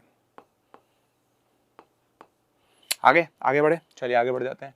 अब आपने मुझसे पूछा है n ऑफ s तो 4 आ चुका है, plus theta belongs to s। ये लाइन समझना, थीटा बिलोंग्स टू s, जो हमने s निकाले थे उसमें 4 एंगल आए थे, उन चारों एंगल को रखना है। तो रखेंगे कैसे? पहले थोड़ा सॉल्व करके रखते हैं। देखिए, सबसे पहले मैंने क्या किया, इसको है ना साइन कॉस में बदल दिया। तो साइन कॉस में बदलने के बाद इसको 2 से मल्टीप्लाई डिवाइड कर दिया। अच्छा, 2 साइन है कॉस है क्या होता है? साइन 2 है, तो साइन 2 बन गया। ठीक है, ये बन गया कॉस 4 थीटा, ऊपर जाके बन गया सेक 4 थीटा। अब यहाँ पर थीटा की रखते जाओ। कैसे रखोगे? देखो, 4 थीटा की जगह एक बार पाई रखोगे, 4 थीटा की जगह एक बार 3 पाई रखोगे, 4 थीटा की जगह एक बार 5 पाई रखोगे, 4 थीटा की जगह 7 पाई रखोगे। तो 4 वाली वैल्यू रख दो, पाई, 3 पाई, 5 पाई, 7 पाई, ये माइनस का 8 आ जाएगा। कितना आ गया? माइनस का 8। ठीक है, अब आगे बढ़ जाओ। ठीक है, अब आगे देखो। अच्छा, इसकी वैल्यू हमने निकाली थी, 4 आई थी। कितनी आई थी? 4, और इसकी वैल्यू कितनी आई थी? -8। तो अगर मैं -8 ऐड करूंगा तो आंसर इज -4। कितना आंसर आएगा? -4। लेकिन लेंदी है क्वेश्चन, बहुत लेंदी है। वापस कितने लेंदी क्वेश्चन है, मैं समझ नहीं पाता हूँ कितने लेंदी क्वेश्चन देकर वो क्या प्रूव करना चाहते हैं। आप 30 क्वेश्चन अगर दे रहे हो और आप कह रहे हो कि बच्चे को 25 करो, तो कम से कम भैया क्वेश्चन इतने तो दो कि बेचारा बच्चा 15 से 20 कर पाए। देखिए, ये एक ठीक है ऑर्डिनरी क्वेश्चन है, इसमें मैं ज़्यादा कुछ नहीं बोलूँगा, सिंपल सा क्वेश्चन है। क्या करेंगे? देखिए, सबसे पहले 10 है ना, 10 आ गया, ओके, फिर 2 आ गया अपने पास। ठीक है, यहाँ पर आने के बाद tan इनवर्स 1/5, tan इनवर्स वाले पार्ट को एक तरफ ले लीजिए, तो tan inverse 1/5 plus tan inverse 1/8 को हमने एक तरफ ले लिया। ठीक है, इसमें कोई दिक्कत नहीं है। ठीक है, अच्छा, अब आता है सेकंड इनवर्स √5/2 है ना। तो सेकंड इनवर्स √5/2 वाला जो ट्राइंगल है वो बना लेते हैं हम लोग। √5/2 का मतलब हो गया √5 हो गया, और ये 2 हो गया, तो ये 1 हो गया, तो ये बन जाएगा tan इनवर्स हाफ। तीनों को हमने tan इनवर्स में कन्वर्ट कर लिया।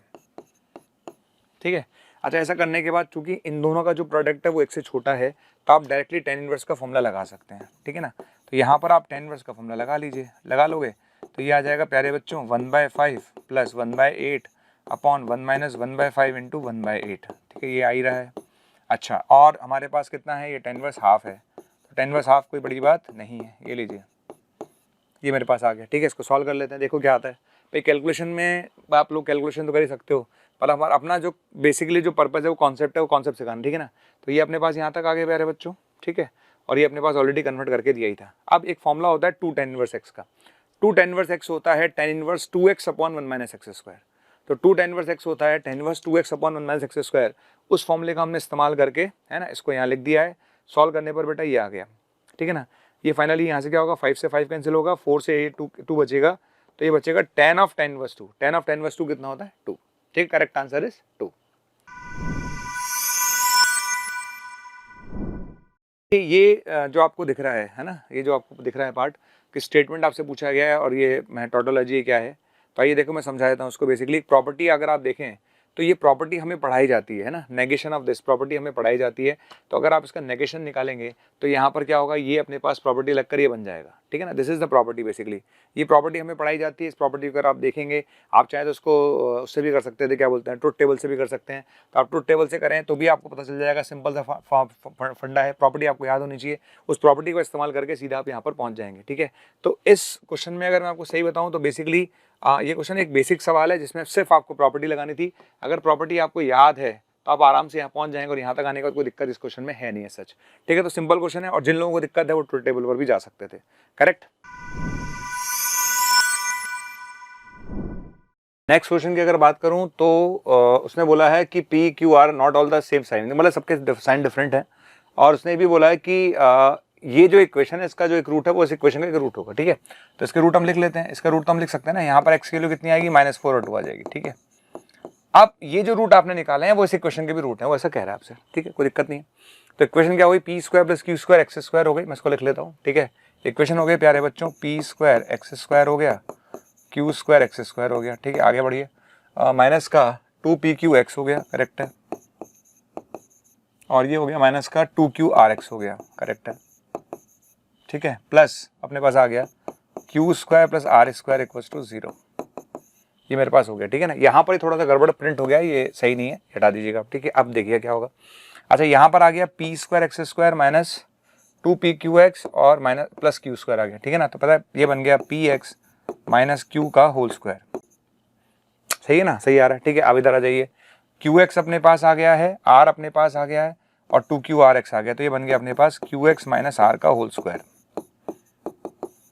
करेक्ट है, ठीक है। चलो अच्छा, दो स्क्वायर्स का सम जीरो कब हो सकता है? जब दोनों एक साथ जीरो हो जाए। ये भी जीरो होना चाहिए, ये भी जीरो होना चाहिए। तो यहाँ से x की वैल्यू आएगी Q/P और यहाँ से x की वैल्यू आएगी बेटा R/Q, ठीक है ना, ये अपने पास आ गया, ठीक है। अब उसने बोला कि भाई आपसे बोला था कि इस इक्वेशन का एक रूट और इस इक्वेशन का एक रूट सेम है, लेकिन हमें नहीं पता वो रूट है कौन सा, या तो वो -4 होगा या 2 होगा, ये हमें नहीं पता कौन सा होगा, ठीक है। तो या तो ये 2 होगा या -4 होगा, करेक्ट है, दोनों है। अब प्रॉब्लम ये है कि क्या ये -4 हो सकता है और क्या ये 2 हो सकता है। उसे साफ बोला है कि इनके साइन सेम नहीं है, यानी अगर एक पॉजिटिव है तो दूसरा नेगेटिव है, तो अगर एक पॉजिटिव है तो दूसरा नेगेटिव है, यानी वैल्यू नेगेटिव आएगी। एक पॉजिटिव है तो दूसरा नेगेटिव यानी वैल्यू नेगेटिव आएगी। तो इसका मतलब ये वैल्यू किसके बराबर है? ये -4 के बराबर है, 2 के बराबर नहीं हो सकती। 2 के बराबर इसलिए नहीं हो सकती क्योंकि दोनों के साइन डिफरेंट है। अगर दोनों के साइन सेम होते तो ये 2 के बराबर हो सकती थी, ठीक है। तो बस ये डिसाइड हो गया। अब तो सिंपल क्वेश्चन है, आराम से कर सकते हैं। कैसे करेंगे देखिए, ठीक है, यहाँ तक आ गया। तो यहाँ तक आने के बाद देखो ये अपने पास आ गया, कोई दिक्कत नहीं है, सच मैं आपको बता दूँ। यहाँ तक आने के बाद देखो मैं एक काम करना, छोटा सा Q की जगह रख लेना -4P, तो ये आएगा 16 4P² आ गया, ठीक है। अच्छा, R की जगह रखोगे -4Q, R की जगह रखोगे -4Q और Q की जगह रखोगे -4P, तो ये भी 16P² आ जाएगा। आई थिंक जो भी आएगा, हाँ 16 × 60, मतलब आप कैसा आएगा, ये आएगा R की जगह आएगा -4Q, R की जगह आएगा -4Q और Q की जगह आएगा -4P, तो ये आ गया 16Q, ठीक है ना। R की 16P आ गया, और 16P अगर आ गया तो जब उसका स्क्वायर करूंगा यहाँ पर तो ये आएगा 256P², 256P² divide by P², ठीक है ना प्यारे बच्चों। तो P² से P² कैंसिल कर देना, आंसर आएगा 272, ठीक है। ठीक है, क्वेश्चन अच्छा है, बुरा नहीं है, it's a good question of quadratic equation. The number of 5-digit natural number such that the product of their digit is 36, ठीक है। बहुत ही अच्छा क्वेश्चन है पीएनसी का, it's a very good question. आपको सबसे पहले सोचना पड़ेगा कि दुनिया में ऐसे 5 डिजिट 5 नेचुरल नंबर जिनका प्रोडक्ट 36 हो सकता है। तो बच्चा सोचेगा कैसे, मैं आपको एक छोड़ के सोच के बताता हूँ। 36 को लिख सकते हैं 2 का स्क्वायर इंटू 3 का स्क्वायर, एक बेसिक एग्जाम्पल देखिए मैं समझाता हूँ, ठीक है। तो अब 36 कैसे आएगा? 36 आएगा 2 2 3 3 और 1, ये 36 आ गया, ठीक है। तो ऐसे बहुत सारे केस बनेंगे। 36 कैसे बन सकते हैं? 36 का 6 6 1 1 1 3, ये बन सकता है। तो ऐसे बहुत सारे केसेस बनेंगे। तो आइए देखते हैं, मैं एक एक करके आपको केसेस समझाता हूँ, ठीक है। तो कौन कौन से केसेस बनेंगे देखिए। एक केस बनेगा प्यारे बच्चों, इसमें 36 आ रहा है प्रोडक्ट। एक केस ये बनेगा 4 3 12 36, ये भी 36 आ रहा है, ठीक है, ये भी 36 आ रहा है, करेक्ट है। ये अपने पास 6 3 36, करेक्ट है, ये भी 36 आ रहा है, ये भी 36 आएगा और ये भी अपने 36 आएगा, ठीक है। इस क्वेश्चन की खास बात यह है कि मैक्सिमम लोगों से कोई ना कोई केस छूटेगा ही छूटेगा। बहुत कम ऐसे स्टूडेंट होंगे जिन्होंने सारे केस सही बनाए होंगे, ठीक है। अब 36 बनने के बाद उनको अरेंज करना है, अरेंज करना कोई दिक्कत ही नहीं है। जैसे यहाँ पर 5 लोग थे, टोटल 5 फैक्टोरियल, इसमें 2 2 बार आ रहा है, 3 भी 2 बार आ रहा है, तो 2 फैक्टोरियल 2 फैक्टोरियल, ठीक है बच्चों। इसको कैलकुलेट कर लेना, तो ये आएगा 120/4, 120/4 होता है 30, ठीक है ना। सिमिलरली ये भी बच्चा 30 आएगा, ये बच्चों 30 आएगा, ठीक है ना। ये अपने पास 60 आएगा प्यारे बच्चों, और ये अपने पास आएगा 6/10, ये 20 आएगा, ठीक है, और ये अपने पास 10 आ जाएगा, ठीक है। मतलब कुल मिलाकर केसेस सही बनाने थे। केसेस सही बनाने के बाद उन्हें अरेंज करना है। अरेंज करना कोई बड़ी बात नहीं है, वो हम कर सकते हैं। तो आंसर आएगा 90 + 60 150 270 180, आंसर इसका आएगा, करेक्ट है। तो सोचना था 36 कैसे आएगा, वो इंपॉर्टेंट है। क्वेश्चन बता दीजिए, the series of positive multiple of 3 is divided into sets. बहुत अच्छा क्वेश्चन है एसएनपी का, it's a very good question. मतलब पिछला क्वेश्चन बहुत अच्छा था, ये भी क्वेश्चन बहुत ही अच्छा है, रियल में अच्छा है, ठीक है। देखिए इसमें क्या कह रहा है, वो जैसे 3 आ रहा है अपने पास, ठीक है ना, 3 आ गया, फिर अगला आएगा 6 9 12 आ रहा है, ठीक है ना, ये 15 आ रहा है कि नहीं आ रहा है, ऐसे अपने पास सीरीज बनती जा रही है। अच्छा, पहले में आपने देखा होगा 1 एलिमेंट है, दूसरे में आपने देखा होगा 3 एलिमेंट है, तीसरे में देखा होगा आपने 5 एलिमेंट है, ठीक है। तो अगर अपन जाएंगे तो अपने पास ऑड नंबर ऑफ टर्म्स आ रही है, कितनी आ रही है? 2n-1, यानी ऑड नंबर ऑफ टर्म्स हमारे पास आएंगी, क्लियर। अब क्वेश्चन ये कहता है कि then the sum of the elements in the 11th set. तो 11th सेट का मतलब हो गया n की जगह 11 रखूंगा, तो n की जगह जब मैं 11 रखूंगा तो मेरे पास आएंगे 21 एलिमेंट्स, 21 एलिमेंट्स हमारे पास आएंगे, समझ में आ गया? 21 एलिमेंट्स हमारे पास आएंगे। तो आप खुद सोचो कि उन 21 एलिमेंट्स जो हैं, the sum of the elements in the 11th set, 11th set के एलिमेंट्स का सम निकालना है। अब 11th सेट के एलिमेंट्स का सम मैं तब निकाल पाऊंगा क्योंकि मुझे ये तो पता चल गया कि नंबर ऑफ टर्म्स कितनी है, मतलब नंबर ऑफ एलिमेंट्स कितने हैं, 21, ये मुझे पता चल गया। ठीक है, ये भी मुझे पता है कि 3-3 का डिफरेंस होगा, ये भी मुझे पता है, पर लेकिन मुझे ये नहीं पता कि उस 11th सेट का फर्स्ट एलिमेंट कौन सा है। तो हमें ये से फोकस करना था कि उस 11th सेट का जो फर्स्ट एलिमेंट है वो क्या होगा। तो सीधी सी बात है, इन सबका सम लिख देता हूं, तो और क्या है, शुरू की जो टर्म्स है उनका सम लिख देता हूं। तो हमारे पास हम क्या करेंगे, देखिए मैं आपको बताता हूँ, आई प्यारे बच्चों देखो क्या करना है, ठीक है। तो हमारे पास जो आने वाला है वो ये है, देखिए सबसे पहली बात, जैसे मैंने इसको बनाया in the set of number terms मैंने बता दिया 11, ठीक है। अब जो last element of 10th group वो मुझे निकालना पड़ेगा, क्योंकि last element of 10th group तो अगर मुझे पता चल गया तो 11th वाला जो ग्रुप होगा उसका फर्स्ट एलिमेंट में निकाल सकता हूं, सिंपल सी बात है। तो मुझे निकालना है सबसे पहले last element of 10th group, और last element of 10th group निकालने के लिए क्या करेंगे, हम सबका सम लिख लेंगे। कैसे निकालेंगे सम, हम देखो निकालते आ रहे हैं, कितना आएगा 3 है ना, जैसे मैंने लिखा 1 + 3 + 5 19 बार करा है, कितनी बार करा है 19 बार। ये देखिए आपको दिख रहा होगा सम कैसे करा है, ठीक है।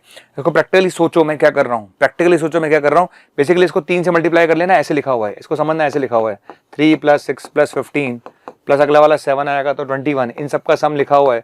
और लास्ट में जाऊंगा मैं, है ना, तो मुझे पता चल जाएगा उन सारे एलिमेंट्स का जो सम है ना, तो 10th ग्रुप का जो है लास्ट एलिमेंट मुझे मिल जाएगा। लास्ट एलिमेंट कौन सा होगा बेटा, 300 होगा, ठीक है। ऐसे एक मिनट, अगर आपको दिक्कत आती है मैं समझा दूं आपको कैसे मैं कर रहा हूँ, ठीक है। देखो अपन यहाँ पर सोचिए अपन कर क्या रहे हैं, बेसिकली अपन निकालने जा रहे हैं 10th ग्रुप का लास्ट एलिमेंट निकालने जा रहे हैं। कौन सा एलिमेंट निकालने जा रहे हैं, 10th ग्रुप का लास्ट एलिमेंट निकालने जा रहे हैं। कैसे निकाल रहा हूं मैं, 3 6 15, समझ में आ रहा है, समझ में आ रहा है कि नहीं आ रहा। इसका सम, इसका सम, इसका सम, ऐसे कर करके लास्ट उसका सम निकालते जा रहे हैं, समझ में आ रहा है कि नहीं आ रहा। तो वो हमें 10th ग्रुप का लास्ट एलिमेंट देगा, करेक्ट है। तो 10th ग्रुप का लास्ट एलिमेंट कैसे निकाला मैंने, ऐसे 3 + 6 + 15 ऐसे करके निकाला, तो बेटा ये 300 आ गया। जब ये 300 आ गया तो उसका मतलब मुझे 11th ग्रुप का फर्स्ट एलिमेंट मिल गया, विच इज 303, ठीक है। मुझे 11th ग्रुप का फर्स्ट एलिमेंट मिल गया, विच इज 303, ठीक है, समझ में आ गया।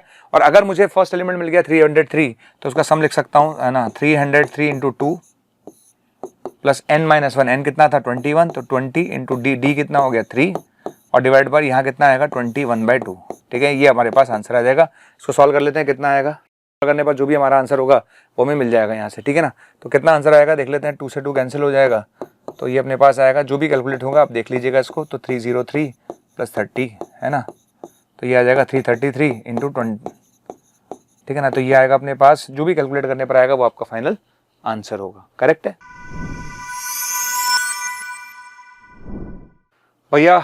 इस पेपर का एक और ताबड़तोड़ सवाल आपके सामने आ चुका है। अगेन इट्स अ वेरी ताबड़तोड़ सवाल कहते हैं, जैसे बहुत ही शानदार सवाल है, और मतलब हद वाला कहते हैं सवाल जिसे बोलते हैं, ये है, ठीक है। अब इस क्वेश्चन के सबसे पहले हमें क्या करने पड़ेंगे बच्चों, इसके फैक्टर्स हमें करने पड़ेंगे, ठीक है ना। इन सबको मल्टीप्लाई करिए, मल्टीप्लाई करने के बाद आपको बताता हूँ एक क्वेश्चन किस फॉर्म में कन्वर्ट होगी। देखिए हमने एक क्वेश्चन आपके सामने लिखी हुई है, ये क्वेश्चन हमारे को दी गई थी, ठीक है ना, ये दिख रही है आप लोगों को, ये क्वेश्चन आपके सामने लिखी हुई थी पेपर में जो लिखी हुई है, ठीक है। ये क्वेश्चन हमें दी गई थी। अब हमने क्या करा, इसके फैक्टर्स की, है ना। फैक्टर्स कैसे करेंगे, आप बहुत सिंपल है, आप x की जगह 1 रखेंगे तो x = 1 इसको सेटिस्फाई कर रहा है ना। तो आप जब इसके फैक्टर्स करेंगे तो प्यारे बच्चों ये मिल जाएगा आपको, ठीक है ना, यहाँ तक मिल जाएगा, ठीक है ना। तो जैसे आप इसके फैक्टर करेंगे यू विल गेट इक्वेशन, ये मिल जाएगी आपको, ठीक है। यहाँ तक आने के बाद क्या होगा आप सुनना, अब हमें रूट निकालने होते हैं। क्या निकालने होते हैं, रूट निकालने होते हैं। तो 2 रूट, यहाँ से x - 1 = 0, x की वैल्यू 1 आ जाएगी, x + 1 = 0, यहाँ से x की वैल्यू आ जाएगी। अब बचा ये वाला पार्ट, इस वाले पार्ट के बारे में हम क्या करें, तो इस वाले पार्ट के लिए हमने क्या किया, इसको सेपरेटली सॉल्व कर लिया, ठीक है ना। तो हमने क्या करा, x5 + 3x - 1 इसको सॉल्व कर लेते हैं, ठीक है। कैसे सॉल्व करेंगे, इसका आपने f' निकाला, अगर आपने इसका f' निकाला तो ये आएगा 5x⁴ + 3 आ गया। f' पॉजिटिव आ रहा है, इसका मतलब ये इंक्रीजिंग फंक्शन है, ठीक है। अब ये इंक्रीजिंग फंक्शन है लेकिन इसकी पावर ऑड है, ठीक है। और चूंकि इसकी पावर ऑड है तो ये एक बार तो x एक्सिस को कट करेगा, ठीक है। तो एक रूट बेटा यहाँ से मिलेगा, करेक्ट है, एक रूट आपको यहाँ से मिलेगा और एक रूट आपको यहाँ से मिलेगा। टोटल आपको 3 डिफरेंट रूट्स मिलेंगे। अगर हम बात करें, है ना, अगर मैं बात करूँ नंबर ऑफ सॉल्यूशंस की, भाई कितने होंगे, तो 1 - 1 और एक यहाँ से मिलने वाला है क्योंकि इसकी हाईएस्ट पावर ऑड है, ठीक है। टोटल 3 डिस्टिंक्ट आपके पास आएंगे, ठीक। तो करेक्ट आंसर इसका 3 होगा। If the coefficient of x and x² in the expansion, है ना, if the coefficient of x and x² in the expansion are this, देखिए 1 + x की पावर p को अगर मैं लिखना चाहूँ तो उसको लिख सकता हूँ 1 + px × p × p - 1/2 x²। ये हम लिख सकते हैं, आगे जाने की जरूरत नहीं है। इसको लिख सकते हैं 1 - qx + q × q - 1/2 x², और आगे जाने की जरूरत नहीं है, ठीक है। आप देखो क्या होगा। अब आपने बोला x का कोफिशिएंट जो है वो -3 के बराबर है। x का कोफिशिएंट क्या आएगा, px और -qx, तो यानी आ गया p - q, ठीक है। ये x का कोफिशिएंट -3 के बराबर है। अब बात करते हैं x² के कोफिशिएंट की। x² का कोफिशिएंट क्या आएगा, यहाँ से आएगा p इंटू पी माइनस 1/2 आ गया, ठीक है। यहाँ से कितना आएगा, यहाँ से आएगा q इंटू क्यू माइनस 1/2, ठीक है। और कहाँ से आएगा, और यहाँ से आएगा माइनस पी क्यू। ये एक्स स्क्वायर का कोफिशिएंट है और एक्स स्क्वायर का कोफिशिएंट कितना दे रखा है, -5। समझ में आ गया, सिंपल है, दो इक्वेशंस आपके पास बन जाएंगे, ठीक है। इन दोनों को सॉल्व करेंगे, कैसे करेंगे देखते हैं, ठीक है। तो सबसे पहले मैंने आपके सामने दो इक्वेशंस बना के दिखाई। पहली इक्वेशन बेटा ये रही, दूसरी इक्वेशन बेटा मेरी ये रही, ठीक है। इस इक्वेशन को जब मल्टीप्लाई करोगे ना, मल्टीप्लाई करने पर यू विल गेट दिस, है ना। जैसे आप इसे मल्टीप्लाई करोगे यू विल गेट दिस, ये मिल जाएगा आपको। इसको मिलने के बाद आप क्या करोगे, ऑब्वियस ही बात है, मैं आपको बता दूं, यहाँ से दिख रहा है P square plus Q square minus 2pq, ये बन गया p माइनस क्यू का होल स्क्वायर, ठीक है। माइनस का p प्लस क्यू आ गया। p प्लस क्यू की वैल्यू हमारे पास कितनी थी, p plus p minus Q की वैल्यू हमारे पास थी माइनस का 3, तो p माइनस क्यू की वैल्यू उठा के यहाँ रख देंगे तो हमारे पास p प्लस क्यू आ जाएगा। और p प्लस क्यू आ गया, इसका मतलब p और q आ गया। p और q आने के बाद सीधी सी बात है, अब मेरा क्वेश्चन क्या बन गया, देखो अगर p और q आ गया तो यहाँ पे 1 प्लस एक्स की पावर p पता है और 1 माइनस एक्स की पावर q पता है, तो p और q मेरे पास आ चुका है। तो p और q आ चुका है, तो p मेरे पास था ये आया, q मेरे पास था ये आया, ठीक है। मेरे बच्चों अब एक काम करो, 1 प्लस एक्स की पावर 8 है और 1 माइनस एक्स की पावर 11 है, तो 1 प्लस एक्स की इंटू 1 माइनस एक्स, ये दोनों को मल्टीप्लाई करो, पावर 8 हो जाएगी और यहाँ बच जाएगा 3, यहाँ पावर 8 हो जाएगी और यहाँ बच जाएगा 3। और इसको आप एक्सपेंड कर लो, इसको भी एक्सपेंड कर लो। कहाँ तक एक्सपेंड करना है, एक्स की पावर 3 तक एक्सपेंड करना है, एक्स की पावर 4 तक एक्सपेंड करना है, तो 3 तक एक्सपेंड करना है, आप इसको एक्सपेंड कर लो। तो यहाँ से सीधा आपको एक्स क्यूब का कोफिशिएंट दिख जाएगा। किसका कोफिशिएंट दिख जाएगा, सीधा एक्स क्यूब का कोफिशिएंट आपको दिख जाएगा। प्यारे बच्चों, तो 23 आंसर है इसका। ये क्वेश्चन जेई में जो क्वेश्चन आया था, पहले एक क्वेश्चन आया था 5050 और 5051 करके, जैसा उसके जैसा ही क्वेश्चन ये, और क्वेश्चन की फीलिंग सेम, मतलब वो आपको दिख जाएगा कि यार वो सेम जैसी फीलिंग है। अगर मैं इसको I1 बोल दूं बेसिकली, ठीक है, क्या बोल दूं इसको I1 और इसको मैं बोल दूं I2, तो बेसिकली इन्होंने क्या किया है, I1 में इन्होंने बाय पार्ट लगाया है, ठीक है ना, 0 से लेकर 1 तक 1 माइनस एक्स की पावर n और 2n प्लस 1 इंटू 1 करा है। अच्छा, ऐसा क्यों करा, ऑब्वियस ही बात है, अरे जब इसको डिफ्रेंशिएट करूंगा भाई तभी तो ये आएगा, तो डिफरेंशिएट करने के लिए मुझे इस पे बाय पार्ट लगाना पड़ेगा, और बाय पार्ट लगाने के लिए इसको मैंने इंटू 1 करा, इसको मैंने फर्स्ट माना प्यारे बच्चों, इसको मैंने सेकंड माना, मान लिया। अब देखो क्या करेंगे, तो यहाँ तक आने के बाद क्या करेंगे, 1 माइनस एक्स की पावर n और 2n प्लस 1 लिखेंगे, और 1 का इंटीग्रेशन होगा x 0 से 1, ठीक है। फिर माइनस s को डिफरेंशिएट करेंगे, इसका डिफरेंशिएशन होगा 2n प्लस 1, 1 माइनस एक्स की पावर n और उसकी पावर 2n, और अंदर वाले का भी करेंगे माइनस n xn माइनस 1, ठीक है, यही आएगा, और साथ में अपने पास x आएगा, ठीक है। प्यारे बच्चों ये आ गया, ठीक है। अच्छा, लिमिट रखने पर 1 रखेंगे तो ये भी 0 आएगा, 0 पर ये भी 0 आएगा, दोनों पर 0 आ गया तो ये 0 हो गया। आगे बढ़ते हैं, यहाँ तक आगे, आप यहाँ तक आने के बाद आगे से ध्यान से देखना क्या करने वाला हूँ, ठीक है। ये प्लस लिखा, ये 2n प्लस 1 बाहर आ गया, n बाहर आ गया प्यारे बच्चों, ठीक है। अब बचेगा कितना, 0 से 1 बचा, 1 माइनस एक्स की पावर n 2n बचा, और साथ में बचेगा x की पावर n बचा माइनस का, ठीक है, माइनस का x की पावर n बच गया। इसमें 1 ऐड कर दो, 1 सब्ट्रैक्ट कर दो, बस यही स्टेप इंपॉर्टेंट है बस, ठीक है। माइनस एक्स की बार बचेगा, उसमें 1 ऐड कर दो और 1 सब्ट्रैक्ट कर दो, और 1 ऐड और सब्ट्रैक्ट करने के बाद अब ये क्वेश्चन खत्म हो गया। कैसे, ये बनेगा n इंटू 2n प्लस 1, और ये बनेगा 0 से लेकर 1 तक 1 माइनस एक्स की पावर n और उसकी पावर 2n प्लस 1, ठीक है। और दूसरा पार्ट क्या बनेगा, दूसरा वाला पार्ट बनेगा 0 से लेकर 1 तक 1 माइनस एक्स की पावर n और उसकी पावर 2n। समझ आ गया, क्लियर है। तो आप बता, सिंपल सी बात है, ठीक है ना। अब क्वेश्चन क्या हो गया, बहुत सिंपल सा हो गया। क्या था, हमने I1 से चालू किया था प्यारे बच्चों, और ये बन गया वापस I1 और ये बन गया I2, ठीक है। इसको सॉल्व कर लेंगे तो आई थिंक इसके बाद आप क्वेश्चन आराम से आप कर लेंगे, ठीक है। देखिए मैं आपको सॉल्यूशन दिखा देता हूँ, ठीक है। जो सबसे पहले वही मैंने I1 माना, इंटू 1 करके करा, मैंने बाय पार्ट लगाया, बाय पार्ट लगाने का बाद सेम स्टेप मैंने आपको करके दिखाया, देख लीजिए। अब सब लोग देख पा रहे होंगे आराम से, ये स्टेप आपको दिख रही होगी, ठीक है प्यारे बच्चों, दिख रही है स्टेप, ठीक है। तो कुछ नहीं करना था, ये अपने पास I1 बन गया था, ये I2 था, सबको एक तरफ ले गए, I1 वालों को एक तरफ ले गए, I2 वालों को एक तरफ ले गए, और I1 I2 को एक तरफ ले जाने के बाद ये एक्सप्रेशन आपका बन जाएगा, ठीक है। मतलब मेन पार्ट मैंने सिखा दिया इस क्वेश्चन का, मेन पार्ट आपको सिखा दिया। आप कंपेयर कर लो गिवन इक्वेशन से, है ना, गिवन इक्वेशन से कंपेयर कर लो आप दोनों तरफ, ठीक है। n2 + 1 I2 बराबर ये दे रखा है, ठीक है, देख लेते हैं। तो n + 1 बराबर I2 बराबर ये दे रखा है, तो ये चीज आपको दे रखी थी उन्होंने, इसके बराबर, तो n निकल जाएगा। तो मतलब कितना लेंथी क्वेश्चन है, पहली बात तो क्वेश्चन टफ के बाद आप देखो लास्ट में क्वाड्रेटिक बन रही है, क्वाड्रेटिक के बाद भी n निकालना, अच्छा मतलब again it's a tough question. Curve pass through the point 3,3 and the area of the region under this curve above the x-axis and between the axis and 3 and x, ठीक है। उसने बोला कि जो कर्व है वो x-axis के ऊपर है, ठीक है, कर्व वो है वो x-axis के ऊपर है, यानी सीधा सीधा पॉजिटिव है, और उसका एरिया दे रखा है 3 और x के बीच में y/x का क्यूब, यानी एरिया दे रखा है कि 3 से लेकर x तक जो y dx है वो दे रखा है उसने y बाय एक्स का क्यूब, ठीक है। चलो आगे बढ़ते हैं। अब उसने बोला कि 3,3 से पास हो रहा है, इसमें एक लफड़ा है, 3,3 से पास हो रहा है, तो अगर मैं x की जगह 3 रखता हूँ, अगर मैं x की जगह 3 रखता हूँ तो 3 से लेकर 3 तो 0 हो जाएगा, और यहाँ पर रखूंगा तो 3/3 1 हो जाएगा। थोड़ा सा मुझे यहाँ गड़बड़ लग रही है, पर ठीक है, अगर हम इसकी अप्रोच पर जाएं तो कैसे करेंगे, इस तरह क्वेश्चन में हमें दोनों तरफ डिफरेंशिएट करना होता है। क्या करना होता है, दोनों तरफ डिफरेंशिएट करना होता है। बेसिकली इसको अगर आप तरीके से लिखना चाहें तो आप इसको ऐसे लिख सकते हैं, ये लिखा हुआ है 3 से लेकर x तक f ऑफ x dx बराबर, इसको लिखा गया है y बाय एक्स का क्यूब, ठीक है। अब आप दोनों तरफ डिफरेंशिएट कर दीजिए, क्या कर दीजिए, डिफरेंशिएट कर दीजिए, तो इसका डिफरेंशिएशन होगा f ऑफ x, इसका क्या होगा 3 इंटू वाई बाय एक्स का होल स्क्वायर, और ये आएगा differentiation of y by x, ठीक है, समझ में आ गया। चलिए, दुनिया में fx को मैं y बोल ही सकता हूँ, सबको पता है fx को मैं y बोल सकता हूँ, इसको मैंने x से डिवाइड किया, कर दिया x से डिवाइड, और x से ही मल्टीप्लाई कर दिया, कोई दिक्कत तो नहीं है। फायदा क्या हुआ कि एक y बाय एक्स से एक y बाय एक्स कैंसिल हो गया, करेक्ट है। तो अब मेरे पास क्वेश्चन क्या बन गया, x/3 का इंटीग्रेशन बनेगा इधर, और इधर बनेगा y बाय एक्स और dy बाय एक्स, ओके, समझ में आ गया। मेरे ख्याल से कोई दिक्कत है नहीं। अब दोनों तरफ इंटीग्रेशन कर लीजिए और आपके पास आंसर आ जाएगा, क्योंकि इसका इंटीग्रेशन में हमारे लिए आसान है और इसका इंटीग्रेशन भी हमारे लिए आसान है। तो आइए देखते हैं क्या हमने किया है, ठीक है प्यारे बच्चों। हमने देखो ये कर रखा है, ये आपको सामने मैंने करके दिखाया, ठीक है। और इसके बाद इसको 3,3 से पास करना है। जैसे आप 3,3 से पास करेंगे तो यू विल गेट सी, तो सी निकल जाएगा, और सी निकलने के बाद ये अपने पास सी की वैल्यू उठा के रख देना। और लास्ट में उसने पूछा है कि y की जगह अगर आप 6√10 रखेंगे तो x क्या होगा, तो अगेन इट्स कैलकुलेटिव यार, y की वैल्यू 6√10 रख के x निकालना भी झाग आ जाएंगे, इसमें आसान नहीं है। तो y की वैल्यू 6√10 रखोगे तब x की वैल्यू क्या मिलेगी, 6। तो ठीक, स्टार्टिंग अप्रोच आसान है, लेकिन बाद में जाके बहुत लेंदी है। Equation of sides AB, AC and CA of a triangle are this, ठीक है ना। ओके, ट्राइंगल की 3 साइड्स हमें पता है, ट्राइंगल की 3 साइड्स हमें पता है, कौन कौन सी है भाई। एक साइड दे रखी है ABC है ना, मैं मान लेता हूँ ये AB है, C है, करेक्ट है। अच्छा, AB जो उसने दे रखा है वो दे रखा है 2x + y = 0,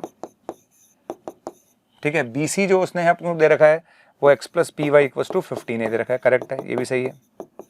और AC जो उसने दे रखा है वो दे रखा है x - y = 3, ठीक है। अब देखिए आपको पॉइंट्स निकालने पड़ेंगे, पॉइंट निकाले बिना काम चलेगा नहीं, तो पॉइंट्स में निकाल देता हूँ डायरेक्ट ही, फिर अपन वहाँ से इसको समझना चालू करेंगे। देखिए पॉइंट निकले हुए हैं, पॉइंट निकलने के बाद आप चीज़ों को समझना अच्छे से, क्वेश्चन बहुत अच्छा है, ठीक है। अब उसने ऑर्थो सेंटर दे रखा है 2, ठीक है, पॉइंट निकाल लिए है ना, ये 2, है। चलिए ठीक है, अब क्या करेंगे, अब देखिए अच्छे से। अब हमारे पास क्या होगा, इंटरसेक्शन पॉइंट निकाले, हमने ये वाला निकाला, हमने ये वाला पॉइंट निकाला और ये वाला पॉइंट निकाला। इंटरसेक्शन पॉइंट निकालना कोई बड़ी बात नहीं है, हम निकाल लेंगे। अब सुनो, चूंकि ये ऑर्थो सेंटर है तो बेटा ये लाइन जो है, ये जो लाइन होगी वो इसके परपेंडिकुलर होगी, यानी इसका स्लोप और इसके स्लोप का प्रोडक्ट -1 होगा, ठीक है, सीधी सी बात है। चूंकि ये परपेंडिकुलर होगी तो इसका स्लोप का प्रोडक्ट -1 होगा, पक्का होगा कि नहीं होगा, करेक्ट है। अच्छा, ऐसे हम देखते हैं, तो मैंने AH का स्लोप लिखा, AH का स्लोप कितना हो गया, AH का स्लोप हो गया a + 2/1, पक्का। तो AH का स्लोप हो गया, ये आ गया AH का स्लोप, ठीक है। और ये लाइन इस लाइन के परपेंडिकुलर है, ठीक है। इस लाइन का स्लोप कितना है, -1/p, कितना है, -1/p। इन दोनों के स्लोप का प्रोडक्ट होगा -1, तो यहां से a + 2 = p, पहली इक्वेशन आ गई, ये रही। अब आते हैं BH पर, किस पे चलते हैं, BH पर आ जाइए, BH पर आ जाइए, ये रहा BH, ठीक है। तो BH थोड़ा लेंदी हो जाएगा, पर ठीक है, अब करने एक बार कोई भी लेना पड़े, चाहे CS लो चाहे PS लो, लेंदी हो जाएगा। तो BH पर आ जाइए, ठीक है, BH, ठीक है, दे रहा। तो इन दोनों का स्लोप आप लिखी लोगे BH का, ठीक है। इन दोनों का स्लोप और इस लाइन के स्लोप का प्रोडक्ट -1 होगा अगेन। तो इन दोनों का स्लोप, यानी इस लाइन का स्लोप और इस लाइन के स्लोप का प्रोडक्ट -1 होगा। तो जब दोनों के स्लोप का प्रोडक्ट -1 करेंगे तो यहां से मेरे पास ये इक्वेशन आ जाएगी, यहां से मेरे पास ये इक्वेशन आ जाएगी, ठीक है प्यारे बच्चों। तो आप सोचो A और P में 2 इक्वेशन आ गई, ये वाली इक्वेशन भी A और P में और ये वाली इक्वेशन भी A और P में है, तो हमें A और P मिल जाएगा, यानी A और P की वैल्यू हमें मिल जाएगी, राइट है। लेकिन नेक्स्ट सवाल क्या कहता है, एक फंक्शन है 2x² - log x, x > 0 दिया उन्होंने, डिक्रीजिंग है 0 से a में, इंक्रीजिंग है a से 4 में, ठीक है। तो सबसे पहले इसका f' निकालिए भाई। किसी भी क्वेश्चन में अगर डिक्रीजिंग इंक्रीजिंग की बात करता है तो f' निकाल लो।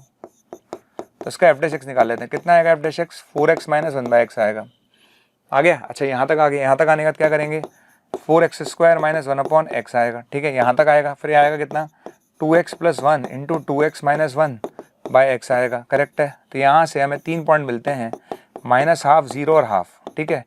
पर हमें 0 के आगे देखना है, तो ये बन गया, ठीक। तो ये बात तो तय है कि 0 से ½ में डिक्रीजिंग है, 0 से ½ में ये डिक्रीजिंग है, और हाफ के आगे 4 तक जाने के लिए बोला है उसने, हाफ के आगे 4 तक जाने के लिए बोला है, तो हाफ से 4 में ये इंक्रीजिंग है, तो यानी a की वैल्यू मुझे हाफ मिल गई। चलो ये काम खत्म हो, आगे बढ़ते हैं। A tangent to the parabola y square equals to 4ax, ठीक है, a अपने पास हाफ आ गया, तो पैराबोला हो गया Y square equals to 2x। आगे बढ़ते हैं, ठीक है। A tangent to a parabola y square equals to 4ax at a point p at a point p on it, अच्छा ऑन इट, कोई पॉइंट p इस पे है। अच्छा कोई पॉइंट अगर पैराबोला पे लेना होता तो क्या लेते हैं हम लोग, at स्क्वायर 280 लेते हैं, तो क्या लेते हैं at स्क्वायर और 280, ये पॉइंट हमने ले लिया, ठीक है। इस पर ड्रॉ की गई टेंजेंट जो है इस पॉइंट से पास होती है, किससे पास होगी, ये पॉइंट हो गया बेटा 4,3, इससे पास होगी, ठीक है, लेकिन इससे पास नहीं होती। अब आप समझना, टेंजेंट की इक्वेशन निकालना कोई बड़ी बात नहीं है, पैराबोला मुझे पता है, पॉइंट मुझे पता है, तो पैराबोला पे टेंजेंट की इक्वेशन में लिखता हूं। देखो प्यारे बच्चों, देखो सबसे पहली बात ये मैंने आपको निकाल के दिखाया, ठीक है, अच्छा ये अपने पास आ गया। अब जो पॉइंट है ना 4,3, भाई टेंजेंट की इक्वेशन हम सब जानते हैं, y t equals to x plus a t square होती है, हम सब जानते हैं टेंजेंट की इक्वेशन क्या होती है, y t equals to x plus a t square होती है, और ये 4,3 से पास हो रहा है। 4,3 कहाँ से आया, ये रहा, ए की जगह हाफ रखने पर, ए की जगह हाफ रखने पर ये पॉइंट आया 4,3, तो 4,3 रख दीजिए, 4,3 से पास कर देंगे तो ये आ जाएगा, यानी यहाँ से टी की दो वैल्यू निकल कर आएंगी 2 और 4, आगे टी की दो वैल्यू 2 और 4।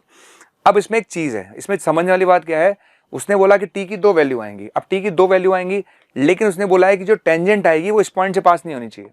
ये पॉइंट क्या हो गया, ये पॉइंट हो गया -2,0 से पास नहीं होनी चाहिए, ऐसा उसने बोला है आपसे, ठीक है। अब क्या करेंगे, देखो तो अपन क्या करेंगे, टेंजेंट की इक्वेशन लिख ली, अब पहले टी के लिए 2 ली मैंने, है ना, इस टेंजेंट की इक्वेशन में मैंने टी के लिए 2 ली, टी के लिए 2 ली तो ये आ गया। अब इसको पास करके देखा मैंने, -2,0 से पास करके देखा तो ये पास हो रही है, ठीक है। अगर ये पास हो रही है इसका मतलब ये मुझे लेना ही नहीं है, t इक्वल्स टू 2 पॉसिबल नहीं है, क्यों नहीं है, क्योंकि उसने साफ बोला था कि -1/a,0 से पास नहीं होना चाहिए, तो इसका मतलब t इक्वल्स टू 2 पॉसिबल नहीं है। अब आता है t equals to 4, t equals to 4 obviously बात है, t इक्वल्स टू 4 से पास होगी, तो t इक्वल्स टू 4 जो है हमें लेना है। इसमें मेन चीज है कि 2 t मिले थे, एक रिजेक्ट क्यों होगा, क्योंकि इसने साफ बोला है क्वेश्चन में कि इस पॉइंट से पास नहीं होना चाहिए था, ठीक है। तो t की वैल्यू 4 आ गई, आगे t की वैल्यू 4, अच्छा t की वैल्यू 4 आ गई तो यहाँ t की वैल्यू 4 रख दीजिए, और t की वैल्यू अगर हम 4 रखेंगे तो 4y इक्वल्स टू आएगा x प्लस, ए की जगह हाफ रखेंगे तो ये आ जाएगा हमारे पास इक्वेशन, ठीक है। और अगर मुझे इक्वेशन मिल गई है टेंजेंट की, तो नॉर्मल की इक्वेशन में आराम से निकाल सकता हूँ इस पॉइंट पर, मुझे लगता है कि किसी को भी नॉर्मल की इक्वेशन निकालने में दिक्कत नहीं आएगी, ठीक है। इस क्वेश्चन का जो बेस्ट पार्ट है वो क्या है, मैं आपको बता दूं, इस क्वेश्चन का बेस्ट पार्ट क्या है, सबसे पहले आप इंक्रीजिंग डिक्रीजिंग की बात करेंगे तो ए आ जाएगा, ए आने के बाद आप टेंजेंट की इक्वेशन निकालेंगे, टेंजेंट की इक्वेशन में टी की दो वैल्यू आएंगी, लेकिन आपको ध्यान रखना है कि जो टेंजेंट है वो इस पॉइंट से पास नहीं होती, यानी आपको टी रिजेक्ट करना है तो आपको ये वाला पॉइंट देखना है, इस पॉइंट से पास नहीं होनी चाहिए, ठीक है। तो हमारी जो टेंजेंट की इक्वेशन थी, अगर हम टी 2 ले रहे थे तो इससे पास हो रही थी, यानी ये वाला पॉसिबल नहीं था, तो टी इक्वल टू 4 ये लेना पड़ेगा। टी इक्वल टू 4 के बाद मुझे टेंजेंट की इक्वेशन आ गई थी, राइट है। अब आगे देखो, अब यहाँ तक आ गए हम लोग, है ना। अब यहाँ तक आने का उसने बोला if the equation of normal at P is this, ठीक, मुझे पी पॉइंट पता है, मुझे पी पॉइंट पता है क्योंकि ए आ चुका था, टी आ चुका था, तो पी पॉइंट पता है, पी पॉइंट पता है और कर पता है, तो मैं नॉर्मल की इक्वेशन लिख सकता हूं, और जैसे मैं नॉर्मल की इक्वेशन लिखूंगा तो उस इक्वेशन को मैं इससे कंपेयर करूंगा, अल्फा और बीटा मुझे मिल जाएगा, ठीक। नेक्स्ट क्वेश्चन हमारे पास, let Q and R be the 2 points on the line, ठीक है, एक को 2 पॉइंट है on the line at a distance of √26 from the point, ठीक है, okay. Then the square of the area of the triangle P Q R, okay. पहले मैं आपको क्वेश्चन समझा देता हूँ, बेसिकली क्या है, अपने पास एक लाइन है, ठीक है ना, अपने पास एक लाइन है और इस लाइन पर उसने बोला है 2 पॉइंट है। अब 2 पॉइंट कैसे निकालूंगा, ऑब्वियसली बात है, समझना, ठीक है। देखो पिक्चर समझा देता हूँ मैं, ये एक लाइन है मेरे पास, उस पर 2 पॉइंट है, ठीक है। मैं पीछे लेता हूँ उसको जरा समझाने के लिए। इस पर एक जनरल पॉइंट अगर मुझे मानना है तो उसको लैम्डा मान लेता हूँ, तो पॉइंट कितना आ गया, 2 लैम्डा -1, 3 लैम्डा -2 और 2 लैम्डा +1, जनरल पॉइंट लाइन पर आ गया, ये पॉइंट पर आ गया, ठीक है। अच्छा, अब उसने बोला कि 2 पॉइंट है लाइन पर जिसकी डिस्टेंस इस पॉइंट से √26 है, ठीक है ना। इस पॉइंट की इससे जो डिस्टेंस है प्यारे बच्चों वो √26 है, तो दोनों के डिस्टेंस निकालो, √26 के बराबर कर देते हैं। आइए, तो हमने क्या करा, पी की स्क्वायर इक्वल टू 26 करा, तो ये डिस्टेंस हमने निकाल कर 26 के इक्वल कर दी, कोई दिक्कत नहीं, डिस्टेंस आप निकाल सकते हो, 26 के इक्वल करोगे। तो यहाँ से जब सॉल्व करोगे ना, सॉल्व करने पर आपको लैम्डा की 2 वैल्यू मिलेंगी और मिलनी चाहिए। 2 पॉइंट कैसे मिलेंगे भाई, लैम्डा की वैल्यू 2 मिल रही है क्योंकि 2 पॉइंट मिलने थे, लैम्डा की वैल्यू 1 लेंगे तो 1 पॉइंट आएगा, और लैम्डा की वैल्यू 3 लेंगे तो दूसरा पॉइंट आ जाएगा, यानी मेरे पास क्यू और आर आ गया। अब क्या कहता है आपसे, ठीक है, then the square of the area of the triangle P Q R. तो मेरे ख्याल से अब इस क्वेश्चन में कुछ बचा ही नहीं, क्योंकि पी पॉइंट आपको पहले से पता था और क्यू आर आपने यहाँ से निकाल लिया, तो क्यू आपके पास आ गया 113 और आपके पास आर, देखिए आर भी आ गया, है ना। आर भाई लैम्डा की 2 वैल्यू आई हैं, लैम्डा की 2 वैल्यू आई हैं तो क्यू और आर 2 पॉइंट आ गए। तो मुझे पॉइंट पी पता है, मुझे पॉइंट क्यू पता है और मुझे पॉइंट आर पता है। अगर मुझे ट्राइंगल के तीनों कोऑर्डिनेट्स पता हैं तो किसी भी ट्राइंगल के एरिया हम लिख सकते हैं half P Q cross P R से, half P Q cross P R से, इससे हम ट्राइंगल के एरिया लिख सकते हैं। तो प्यारे बच्चों, मुझे लगता नहीं आप यहाँ पर ट्राइंगल के एरिया लिखने में आपको दिक्कत आएगी। मुझे पी पता है, मुझे क्यू पता है और मुझे आर पता है, तो हम आराम से ट्राइंगल के एरिया लिख सकते हैं इस फॉर्मूले से, और ट्राइंगल के एरिया लिख के उसका स्क्वायर कर देंगे तो ये हमारे पास आंसर आएगा। ठीक है प्यारे बच्चों, तो ये आपका आंसर आ जाएगा। ओके ठीक, तो यहाँ पर जाके हमारा जो ये जो पेपर आया था उस पेपर का सॉल्यूशन खत्म होता है। मैं आपको बता दूँ मेरे हिसाब से बहुत ही लेंदी पेपर था। मतलब पेपर में मतलब मैं एक्चुअली फील करता हूँ कि पेपर जो इस तरह से आ रहे हैं वो बहुत लेंदी पेपर आ रहे हैं। मतलब आप क्वेश्चन की स्टार्टिंग देखोगे लेकिन एंड में जाते जाते क्वेश्चंस बड़ी अजीब सी बनने लगती हैं और बहुत टफ हो जाता है। तो ये पेपर आसान नहीं है, मेरे हिसाब से बिल्कुल भी आसान नहीं है। मैं इसको ये बोलूँगा it's a very lengthy paper, it's very difficult paper, it's not easy paper. 4 5 6 questions की मैं बात नहीं करता, वो थोड़े इजी थे, लेकिन मैक्सिमम क्वेश्चन जो हैं वो लेंदी हैं और टफ भी हैं। ओके, तो इस तरह का जो पेपर आ रहा है, अगर इस पेपर में किसी बच्चे ने 18 से 20 क्वेश्चन अगर सही कर दिए हैं मैथ्स में, तो मैं मानता हूँ कि बहुत बड़ा अचीवमेंट है ऐसे बच्चों के लिए जिन्होंने, मतलब अगर आप करते हैं 18 से 20 क्वेश्चन तो बहुत बड़ा अचीवमेंट मैं मानता हूँ, क्योंकि बहुत कैलकुलेटिव पेपर हमारा रहा है। ओके, तो थैंक यू इस सॉल्यूशन को देखने के लिए, बहुत बहुत धन्यवाद आपका। जय हिंद, जय भारत।